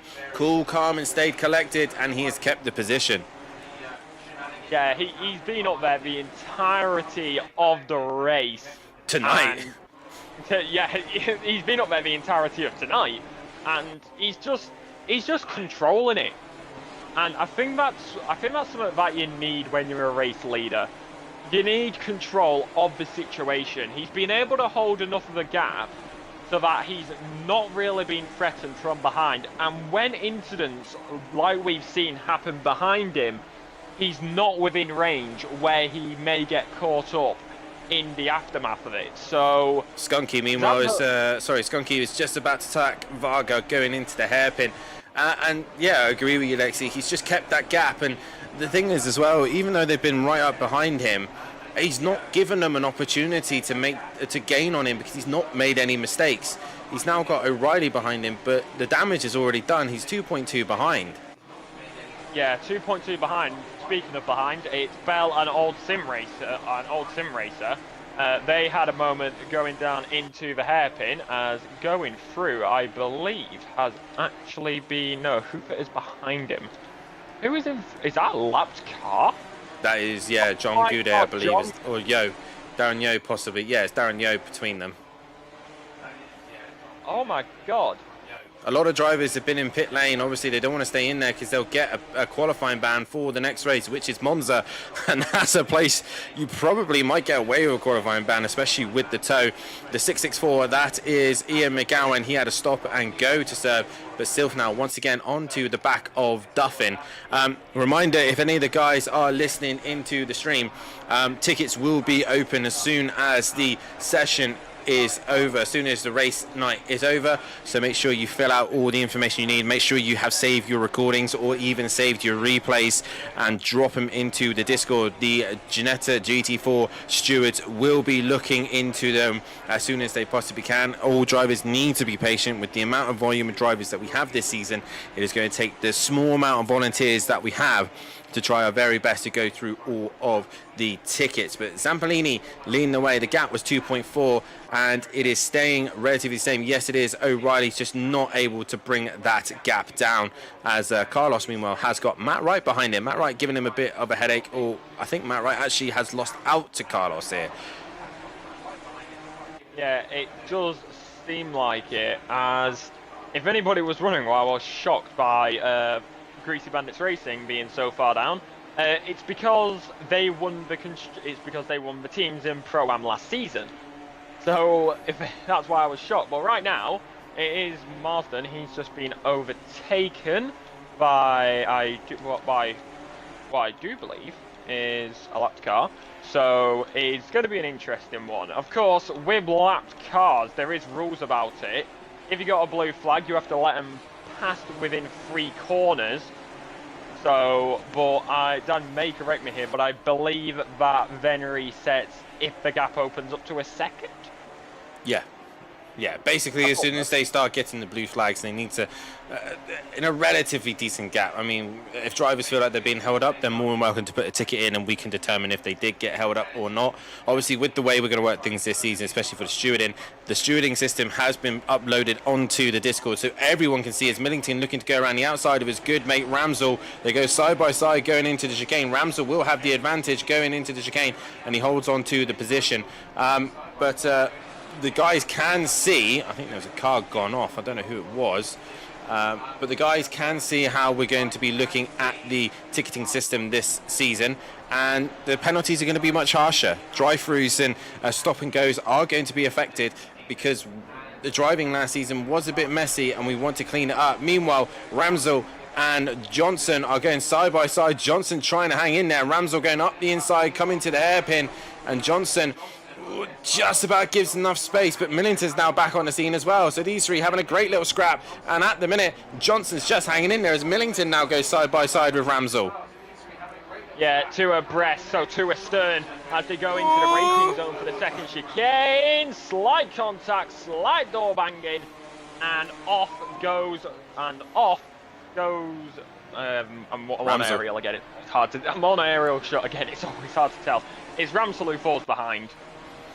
Yeah, been pushed wide by his good friend Millington as once again Zampolini with 3 minutes left to go comfortably out in front of O'Reilly. Duffin in third with Silth in fourth, Sny in fifth, Tordock in sixth, but he's got Will Freeman breathing down his neck in seventh, while eighth is Carlos Wright in P9. Actually, no, that's changed. Wright is now into P8 as Carlos is P9. Or is he? No. It will be updated in a minute. Sorry. Kalsef now in P9 with Bolton in P10. Carlos dropping down to 11th with Langley in 12th. Hoffner 13th. Varga 14th. Skunky in that 15th place position. Yeah, as I was just looking a little bit further back, Ramsel's front end is bad. So it's a little bit unfortunate what's happened there. Damage seemingly picked up throughout the might of this race. As of course, we are 2 minutes remaining, so with the leader currently going through turn number 2, we will be going, this will be the penultimate lap of this race as it does currently stand. So Zampolini in control, unless he makes a mistake, which will give O'Reilly about 1.6. I think he's got this race win locked and loaded to put another trophy in the cabinet after tonight, as he's already got one. He's locked that second. Friedman right now trying to close in on Tardock as they are closing in on that first of the many chicanes at this circuit. And then further back as well, Ramsel is trying to make his way through, siphon through the field. But Bolton also on the back, he's got Kals? Has he got past Kalsev? No, they've been going at it for the last couple of corners. We've been on board of them the whole time, and Bolton has been really close to finding a way past Kalsef, but not being able to get it done. Yeah, so that is the fun bit about this race. It can be hard to tell where some drivers are, especially down at that second chicane. But that was a yellow flag for a moment. Somebody's had it off. Is it the number 8? I believe it is. It's John Gooday who's had a moment coming out of the hairpin, it seems, as Zampolini leads us onto the final lap of this race. So Bolton's looking at another move at Kalsef going into the final chicane. He can't quite get the job done, but he's got a brilliant exit out of the final chicane. He's all over the back of Kalsef. He's doing a fantastic job to try and get that run, but he's not quite close enough, I don't think. He's going to have to be brave to go round the outside. He's not going to get the job done there, but possibly into turn 2 if Kalsef runs wide. No, he does not, so they're going to have to hang on for a little bit longer. As Duffin, meanwhile, as I think you're about to say, he's been under threat from Silth. Yeah, he's under threat from Silth, but he's also got the fastest lap. Silth gaining quite a bit in that final sector. Matthew Duffin versus Silth. He's all over the back of Matthew Duffin coming into that final section.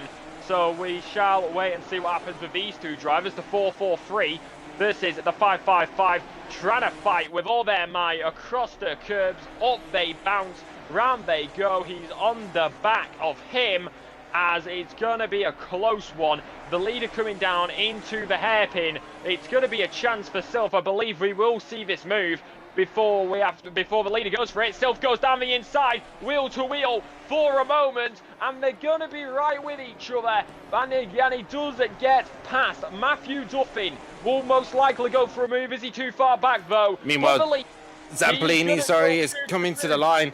Zampolini takes another race win. Race 2 goes to him. O'Reilly will take second. We go back to the fight. Sorry about that, Lexi, but we had to see the leader come to the line. But it's Sylph ahead of Duffin, ahead of Snai. Yeah, so Sylph ahead of Duffin, ahead of Snai. Matthew Duffin losing out in that second bit. Snai, he's got some damage on that left-hand side of the car. I've just seen that as he came through. As the rest of the drivers will now come across the line. Drive-through penalty for Varga on that final lap. He's going to lose a lot of positions here. So we'll wait and see. He's lost about 30 seconds. So if my calculations are serving me correctly, he may fall down all the way to P25. He may do indeed, as the rest of the drivers come to the line. After Snai, it was Tordar from Will, Friedman from Matt Wright, Kalsef in 9th, Bolton in 10th, with Carlos in 11th place position. Langley finished in 12th, with Hoffner in 13th. 14th went the way of Skunky, and Klarbel will be in that 50th place position as Varga will drop down the order. Fernie will move up, as will Hooper, Marsden and Bell. So will Old Sim Racer, Millington and Ramsell, all the way down to Tipping, Archer, Johnson, Betterson, as they come to the line now. Johnson, with major damage to his car, just crosses the line now, with Betterson now crossing the line for P27. Goudet 28, Yo in 29th, Aberdeen, Williams, McGowan, Smith, Taylor and Cranes instead. But that is that, and once again Zappolini does the job. Yeah, 2 for 2, and I think everybody's going to be asking the question now: is he going to get the triple? We'll find out. We'll find out in around 37 minutes time, maybe just a bit, maybe more towards 40, as of course we've got a 10-minute break, a 7-minute qualifying for race 3, and then of course race number 3. We got that coming up. Stick with us here on SimPlay. We'll be right back after this intermission.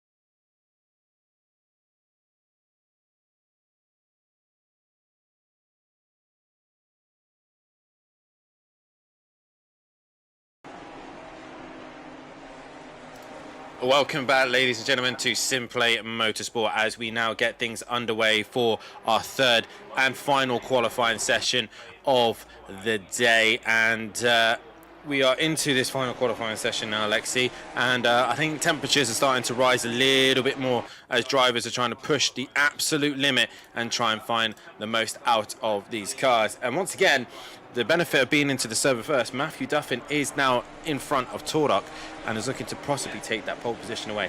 Are we going to see Zambolini take a Grand Slam here?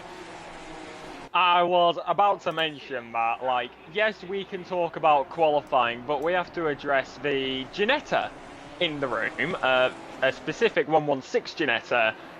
It's been 2 poles, 2 race wins, and you can only imagine he's gonna go for the triple. So Zambolini not one to count out. Is he gonna make it count? We'll wait and see. But the first driver, like you said out there, is Matthew Duffin. He had an unfortunate start to race number 2, and it did not seem to go his way. He's going to be looking for retribution here in race number 3, but we got the qualifying to do before. He gets an absolutely lovely turn 1 and turn number 2 with all that clean air right in front of him. What is his Ginetta going to be able to do this evening in this final race? Of course, Monza next week, very different circuit to Zolder. So how is that going to relate? We'll find that out next week. But right now, all eyes go to Zolder. All eyes on Matthew Duffin, the 55 for SimPlay Racing. Yeah, definitely keep an eye and see what Duffin can do. Obviously, one of the rules that we forgot to mention coming into the qualifying sessions, when the drivers get into the final sector, they're actually not allowed to overtake one another in the final sector. They have to kind of stay in position. A lot of the drivers last season complaining and moaning about drivers jumping in front and causing a little bit of carnage.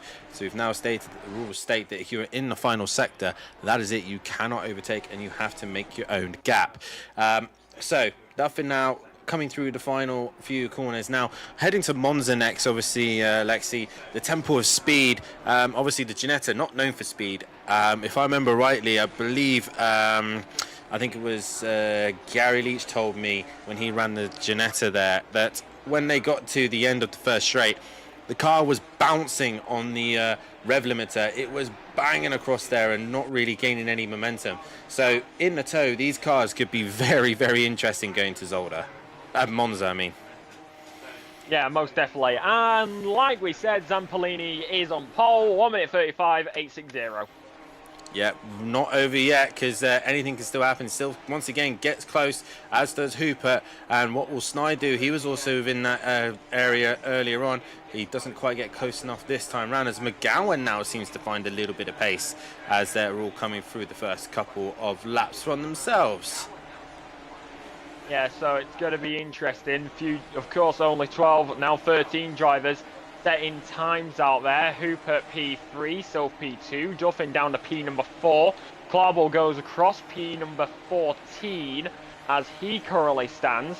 John Gooday, from what we saw last season, I would say that it's a little bit of a shock seeing John Gooday this far down. We know how good of a driver he can be as he goes to the line, only P17. It just seems like John Gooday has not been able to gel with this Ginetta like he was able to do with his good old little Aston Martin last season in the Pro-Ams. And I'm trying to remember off the top of my head what car he used in GT4s. I think it was the Merc. No, he's Chevy. Ah, Chevy. He was Chevy. Yeah, so it just seems like John Gooday has just not been gelling with this car. Of course, it may be a completely different story at the Temple of Speed, and it may just be he does not like Zolder, but it's a little bit of a shock for me at least.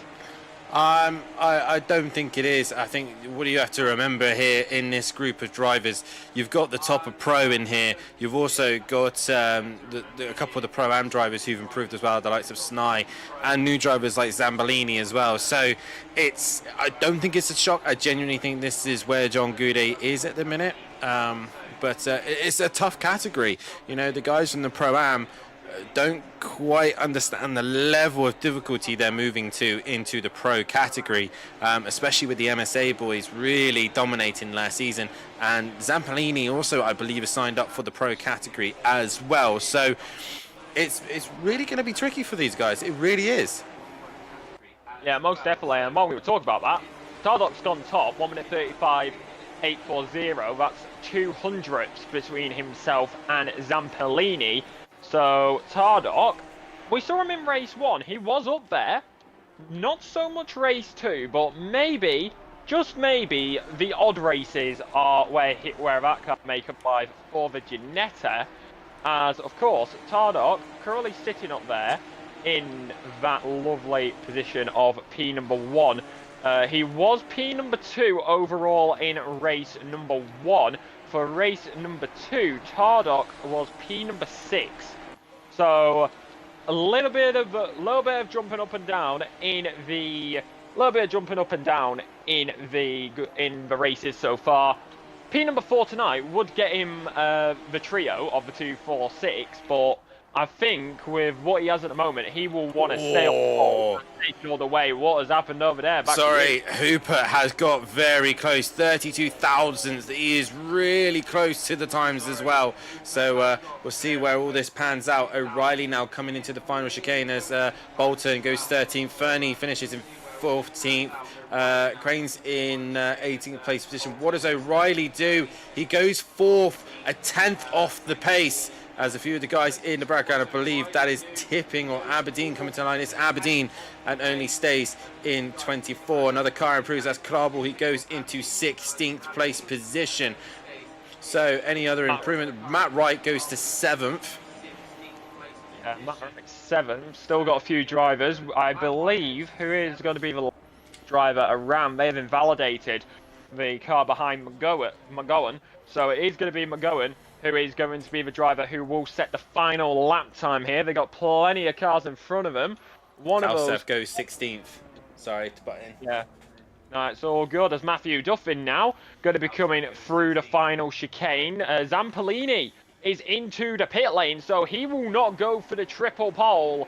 He is not going to get it. Matthew Duffin, does he respond? Only P6. Toro goes faster. Next. Yeah, Toro goes faster. What about Sylph? What's Sylph doing out there? As I have had a moment with the server. Sylph now crosses the line. He does not improve. Does Hupert? He does and puts himself in second. So Zampolini will not even start on the front row. Snai goes into P4. And Duffin, after all that, drops to P7.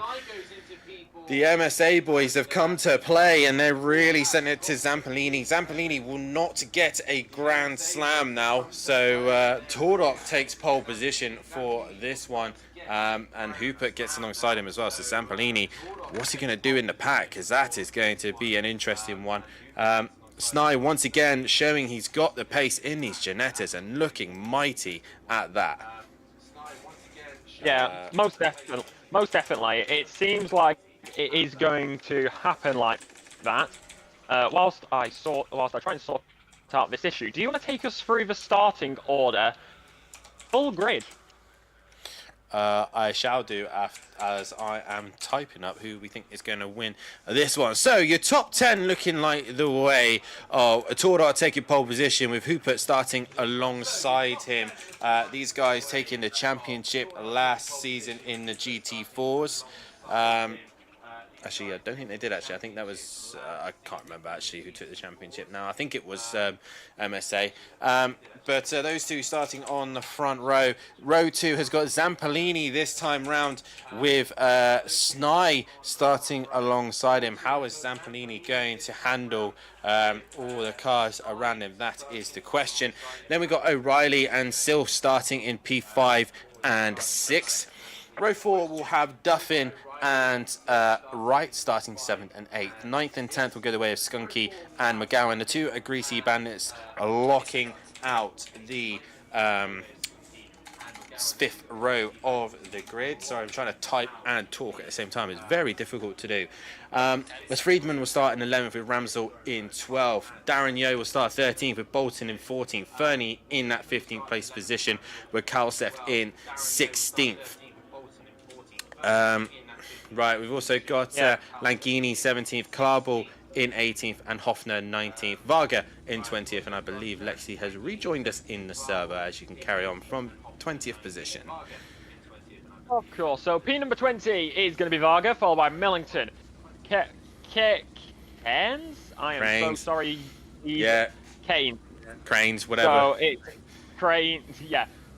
If they can let us know how to pronounce it, that'll be great. As it is P number 22 for them, Carlos P number 23, Alderson Race P24, Marsden P25, John Goday P number 26, Rob Smith follows, followed by Aberdeen P28, Bo P29, Archer P30. It's then Tipping, Taylor, Johnson, Bettison, and Williams rounds out the grid. Yoshi Harris is not in the server as they disconnected earlier on, most likely due to a memory issue, which can be relevant in the series on the Series S side, which is what caused that moment for me. But luckily enough, we're back in, we're ready and raring to go. And the big question here, Dan, we both have this. You've already said it, Zampolini P3, he's not on pole. How is that going to affect his race start?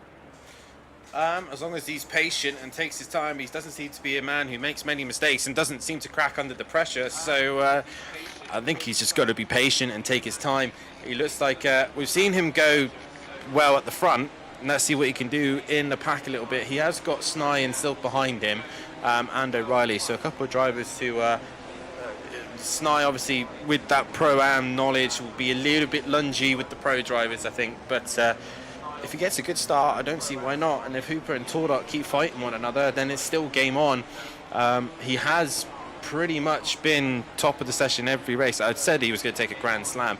Even if he did put it on pole position, he wouldn't have, because Matthew Dufford did take the fastest lap in the previous race. So it's all to go for, really. Votes are now out for who you think is going to win this one. Obviously, Lexi, later on, I will also be asking for your driver of the day as well. But we now come into the final sector, race 3. SimPlay is back. We are racing. This is season 8, the season 1 for the Ginetta GT4 Championship. Reminder to all the drivers, tickets will be open after this session. And a reminder as well to everyone, please hit that like button, subscribe to the channel, and hit that bell to be notified so you don't miss anything here at SimPlay Motorsport. But we are now into the final corner for the final time for the Ginetta GT4s. And here we go. Tordok versus Hooper for the front row, as we now wait for the green here at Zolder.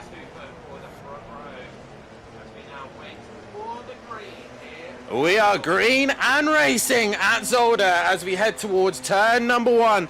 And as they head down into the tight turn, and Zampanini already right on the rear wing of all of them, as Snye runs wide and loses a position to O'Reilly. But Tordok gets into the lead quite comfortably, as Duffin now looking to make a move on Silth, as well as O'Reilly goes a little bit wide further back. Everyone else seems to manage to make it through the pack relatively clean, and no incidences this time round, which is great to see. As we then head down towards the third corner, we now change to the camera, and there Fernie's round.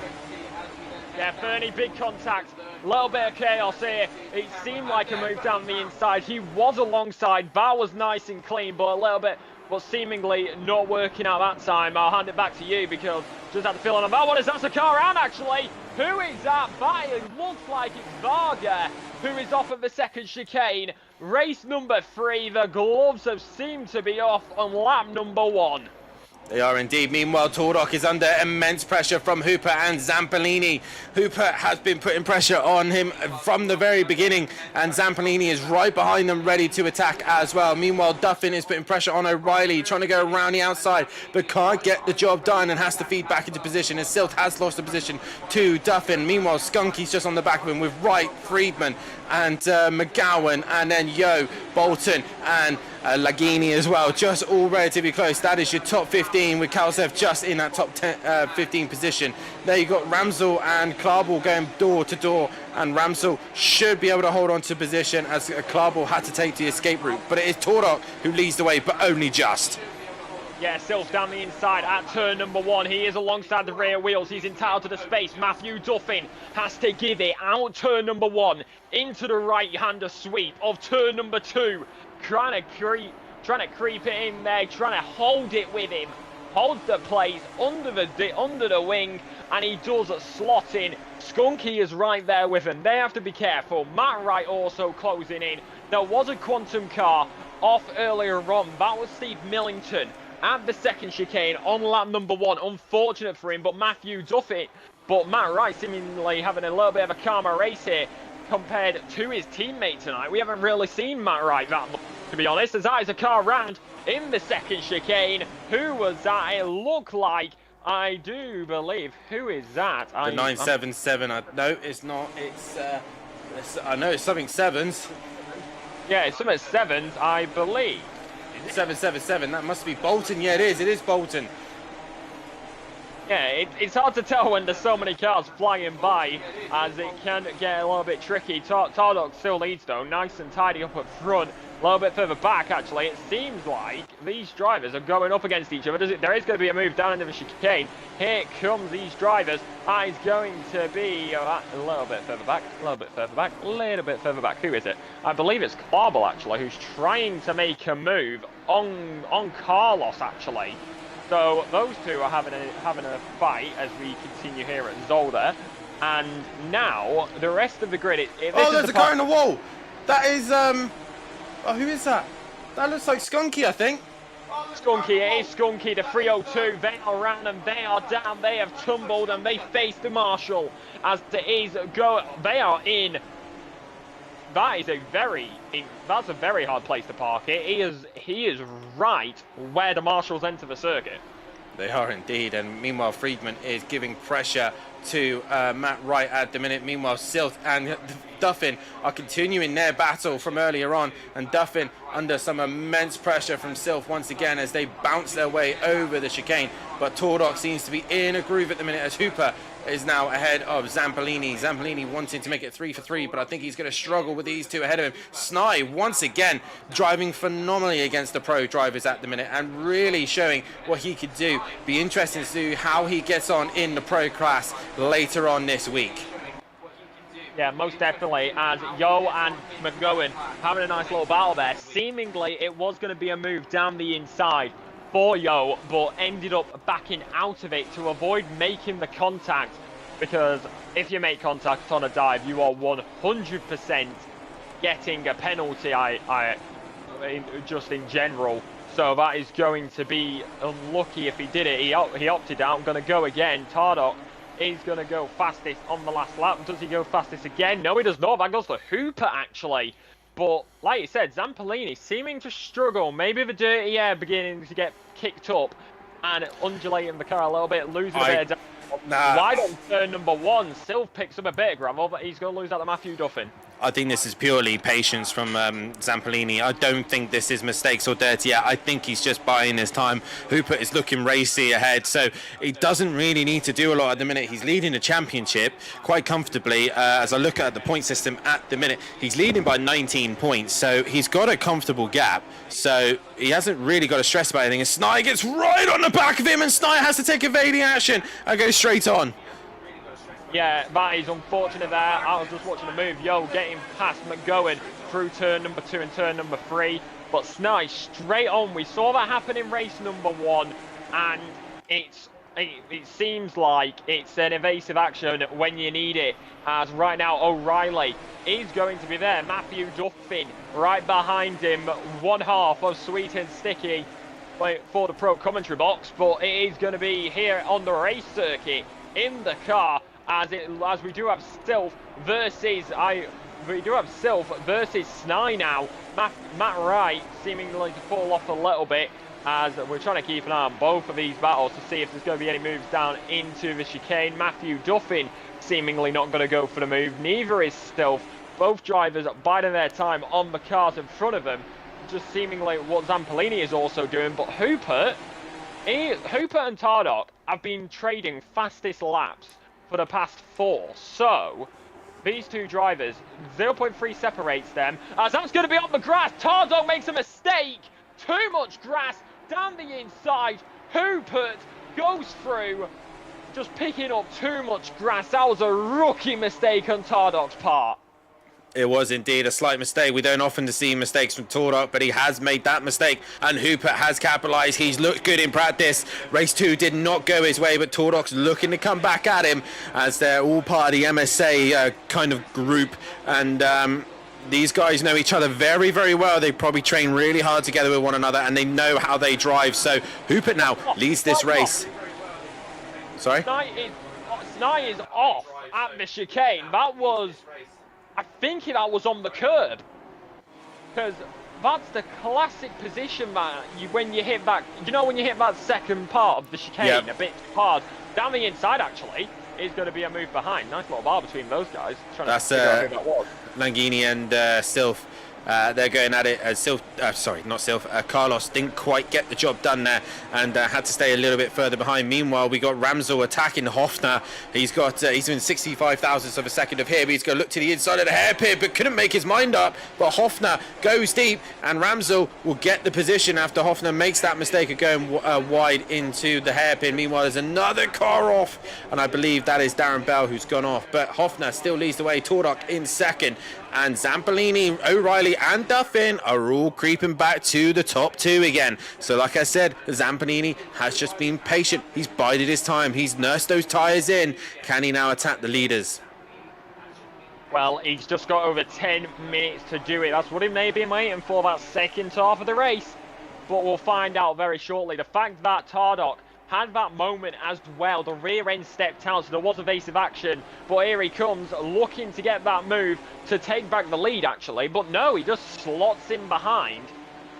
I feel like that we are not seeing Tardok or Zampolini go for a move here, because they want to wait until closer to the end, maybe the last 5 minutes, where they know that if they go for the move, they only need to defend for one singular lap, maybe 2, to have that race win. So I feel like you've been saying, I think Zampolini was, and now Tardok are just going to be biding their time, because the more laps you've got to defend, the more your tyres are going to be going off the cliff, as it looked like Matthew Duffin almost got the up and under, but the acceleration by O'Reilly just kept him ahead. Yeah, just looking up and down the grid a little bit more just to see what other fights are going on at the minute. We've got Carlos, Hofner and Old Sim Racer all close. As you say, Duffin's making a move. No, not quite, but go on. He was making a move, but didn't work out. O'Reilly shut the door. Once again, Hooper is under pressure from Tordok. Now, like I said, Zampanini is on to the back of him. This is where the attack is possibly coming now. Yeah. It's an interesting one because we don't really know when they're going to go for it. As we're halfway through this race, Johnson is going to go for a move on John Gooday here into the final chicane. John Gooday goes for the... sorry, Friedman has gone up the inside of Wright, and Friedman gets the job done, and Matt Wright drops down to 8th place position. Your silver driver has now dropped down with another silver driver, Yo, as they're just ahead of McGowan and Snai, and Kalsef dropping back further as well. But the leaders at the minute just even out, as O'Reilly's had a great run on Zappolini, and he's looking to make the attack on the second chicane. Is he quite close enough? No, he's not got enough of an overlay. Yeah, not enough there, but I don't think you really want to go for a move there either. GT3s, definitely not, because it's almost confirmed contact. GT4s, you can go for it. I don't think...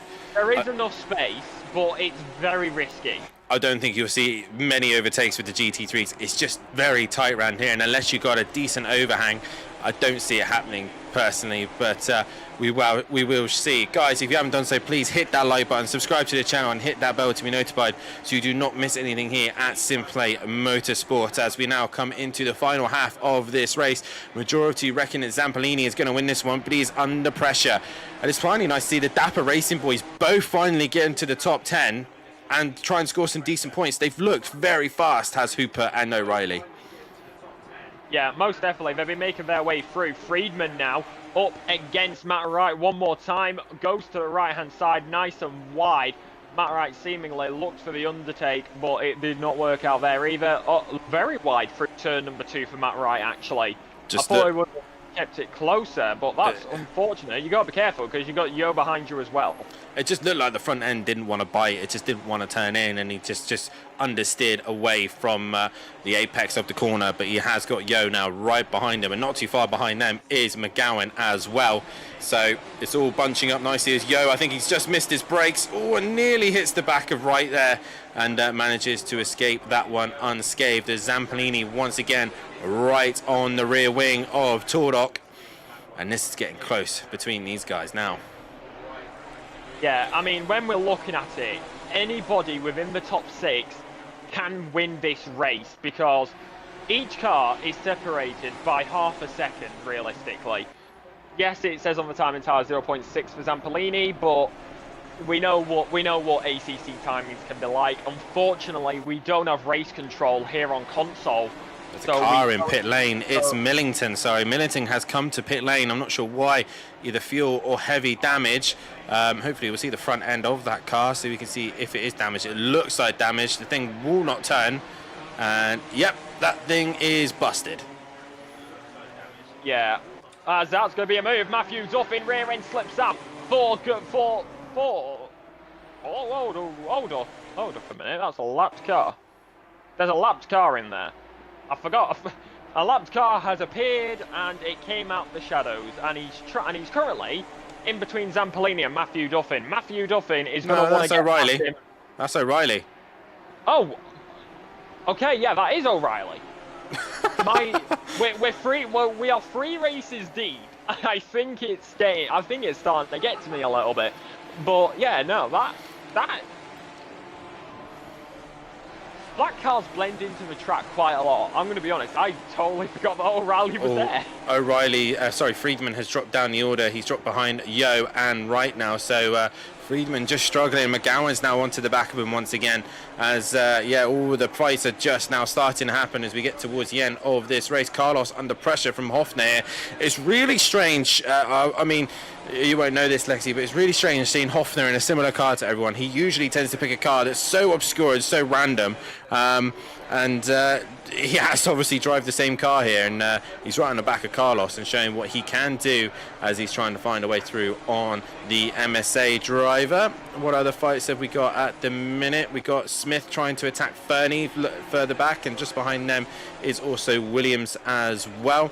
And we've also got Archer, Goudet and Tipping all close to one another as well, as Millington comes in the pits. But it's still Hooper from Tordok, from Zampolini, from O'Reilly and Duffin and Silk, your top 6, all close to one another with only 5 minutes left of this race.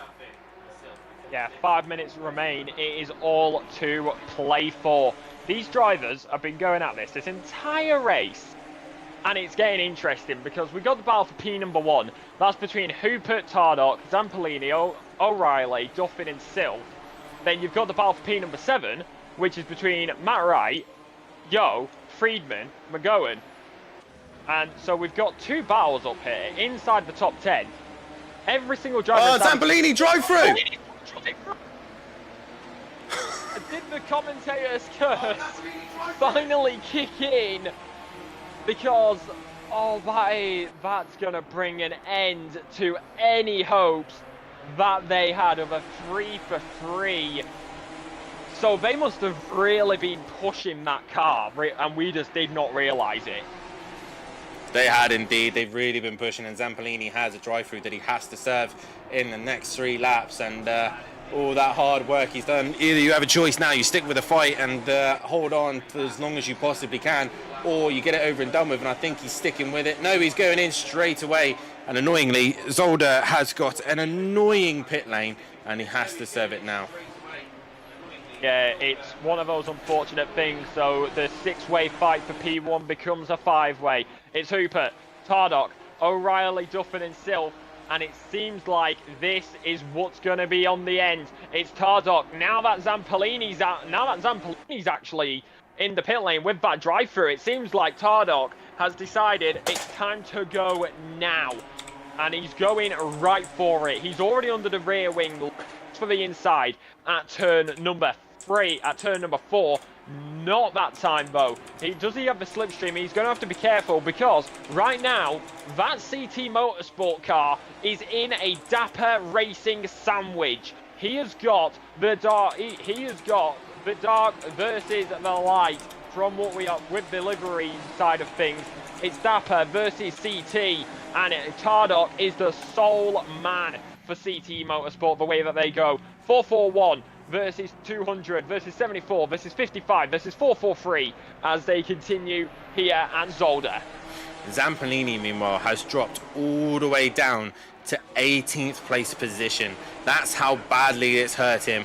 And they all had good races, and Zampolini has been hurt in this one. But as you were saying, a dapper sandwich for Tordok. Obviously, he's put down as a reserve, so we see how much he can actually do this season. But he is wanting to find a way past on Hooper at the minute. But we'll see how they get on. But we got Sylph in there as well, and Duffin all going for this win. Now Zampolini is definitely not going to get all 3 wins. Meanwhile, Darren Yeo is right on the back wing of Wright, and just behind them is Will Friedman as well. Snai really close to McGowan as well. So it's all hotting up towards the end of this race. But we look to the front once again, and O'Reilly under pressure from Duffin, which gives Tordok more of a chance to attack Hooper. And once again, GT4 action is taking over our voices and breaking them at the same time. I don't know. I don't know. My voice is fine. As right now, we've been sharing it out. That's why. Yeah, exactly. As right now, you've actually.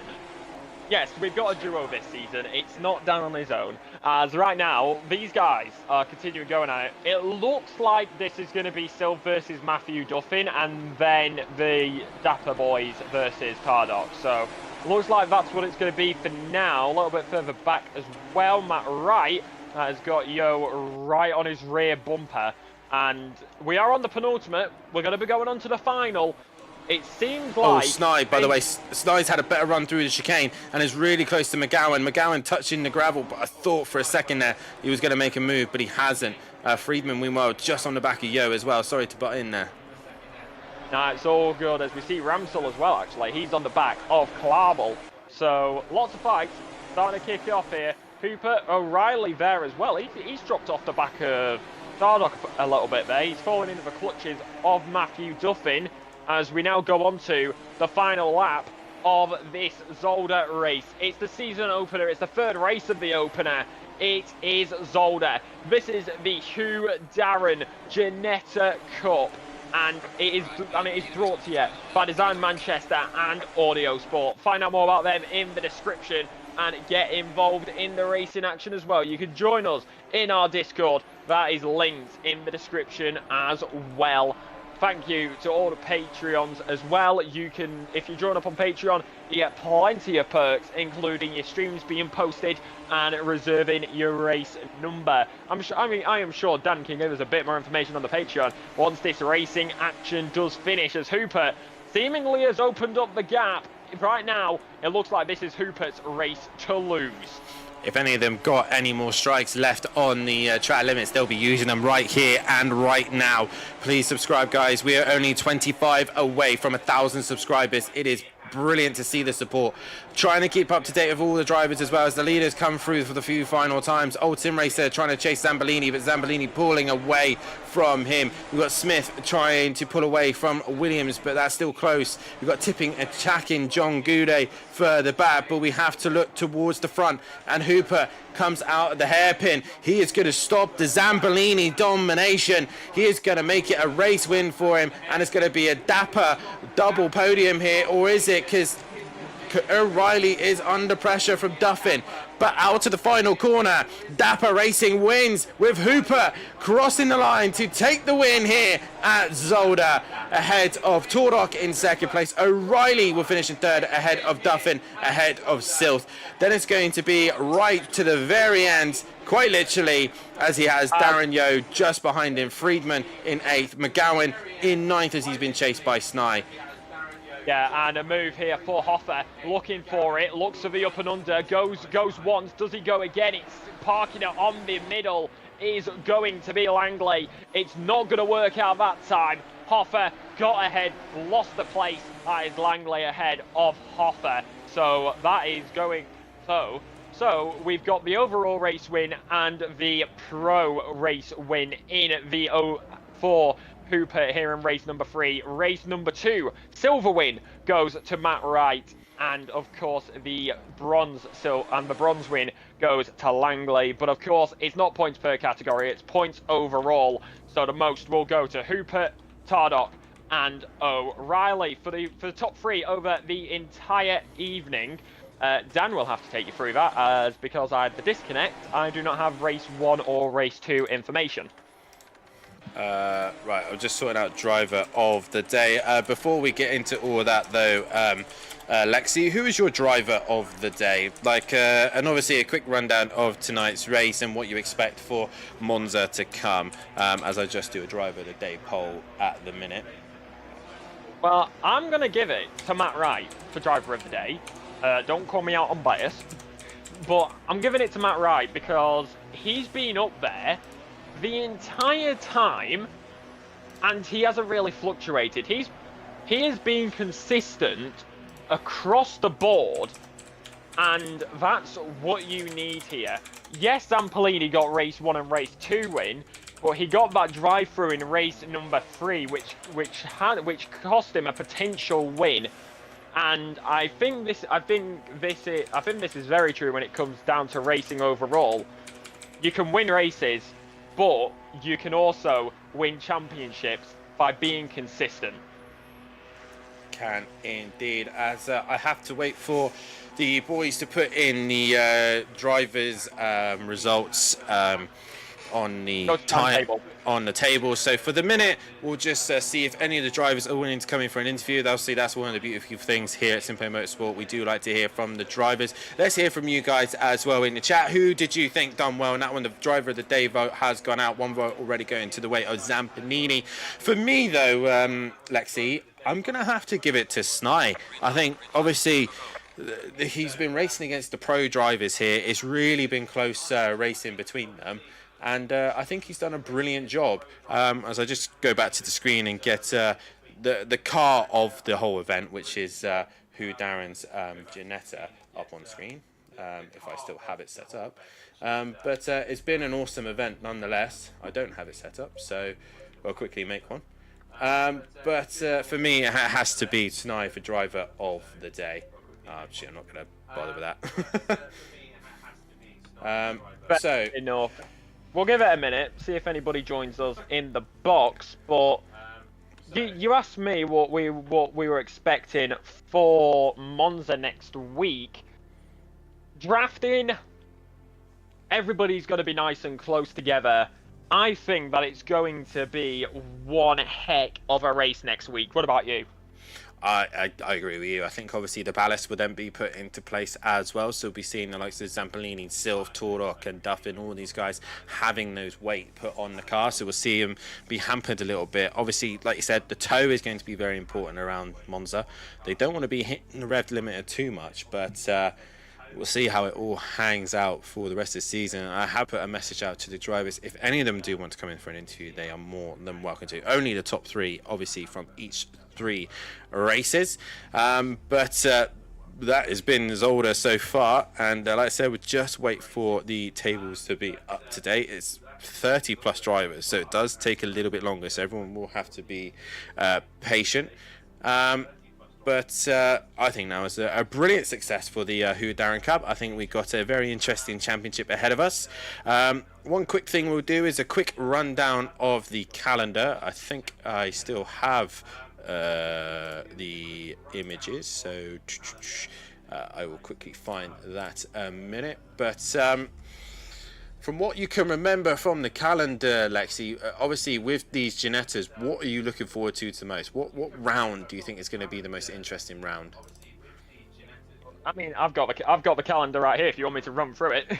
Perfect. I'm just trying to get it up on the screens for people to see. Never mind. There we go. There it is. I got the old one up that first. So it is Zolder. So of course tonight we had Zolder, and the racing action this week is not done yet. Of course we have Matthew Duffin and Robert Ramsell in the box tomorrow night for Pro-Am, and then Sweet and Sticky, Matthew Duffin, Kelly Davis in the box for Thursday night for the pros. Next week, round 2 takes us to Monza for a morning race. So the sun glare is gonna be real. That comes your way next week right here on SimPlay Motorsport. Round 3 takes us to Zandvoort, the land of the Dutch and the home of the Orange Army. That's round 3 with all the bankings and all the twists and turns. Speaking of twists and turns, it's an either you love it or you hate it. Round 4 takes us to Kota, with round 5 to Barcelona. The old layout, not the up-to-date layout. Round 6 then takes us to the Hungaro Ring and race 3 in that, so race 2 of round 6 would be the midpoint of our season. And then going to round number 7 will be Misano with Paul Ricard. Round number 8, the good old parking lot. And then we have our night races for round number 9 and round number 10. It is Suzuka in Japan, followed by Laguna Seca over in America. The corkscrew is going to be one site in the night. We then go to the club circuit. It's the Snetterton circuit. It's the 300 layout. And that is round 11. Valencia takes us to round number 12 with Donington Park, the home of SimPlay, for an evening race for round number 13. Will it be unlucky for some, but it's where champions may be crowned. Your calendar's on your screen. But before we end tonight, because I don't think we've got any interviews, Dan, is there anything else you would like to say? Well, just as you finished that beautiful run-through of the calendar, the tables have been updated, and it is Tordok who leaves here at Zolder, the championship leader. He's 7 points ahead of Sylph in second place. Duffin is in third place, and Zampolini, after that bad race, ends up in P4, just ahead of O'Reilly and Hooper in P6. Then it's Wright in P7 with Kalsef currently in P8. So O'Reilly in the silver car is the highest silver driver at the minute. Carlos in P9 with Friedman in P10. 11 is Yo with Snai in 12. Langley in 13th with Hoffner down in 14th. McGowan 15th with Ramsel 16th. Bolton in 17th with Skunky in 18th. Clarball 19th. Bell in 20th with Fernie 21st. Varga 22nd. Old Sim Racer in 23rd with Millington in 24th. And then you got Cranes in 25th with Aberdeen ahead of Tipping, with Marston sat in P28. Archer in 29 with Taylor in 30th. P. Williams in 31st with Goudet in 32nd. Smith 33rd. Johnson 34th. Batterson 35th with Stardar, Barklar and Zdanov, Harrison and Rook all yet still to make an appearance. Zampolini, the best driver if you consider the kilometres he's travelled compared to the competition. Great sensitivity when driving, competing against real drivers. Well done, a great driver. And I think he's probably got a fan there of Mark, and he did very well tonight, but he does not leave championship leader, so Tordok will be carrying the full ballast if he goes to Monza. But that is that. No drivers coming in for an interview, so I think, Lexi, we will round that up there. And still fun to have this week, as we got Pro-Am tomorrow night and the pros on Thursday as well, with a new format for you guys. For those guys, it is going to be very, very interesting though. Lexi, it has been an honour, it's been a pleasure joining you in the commentary box, and I look forward to it once again when we head to the Temple of Speed in a week's time. Indeed we shall. Well, you'll see me before that, because I'm racing tomorrow. I'm going to spin a lot. But yeah, it's the Temple of Speed, and it's going to be lovely. Of course, we've still got the action this week here on SimPlay Motorsport, like I've already said. Pro-Am tomorrow night, Pro on Thursday. And I think this is where we round it out. We should say our goodbyes. So, ladies and gentlemen, you got Rob Ramsell and Matthew Duffin with you tomorrow. I've been Lexi with Dan Davis. Good night. Good night.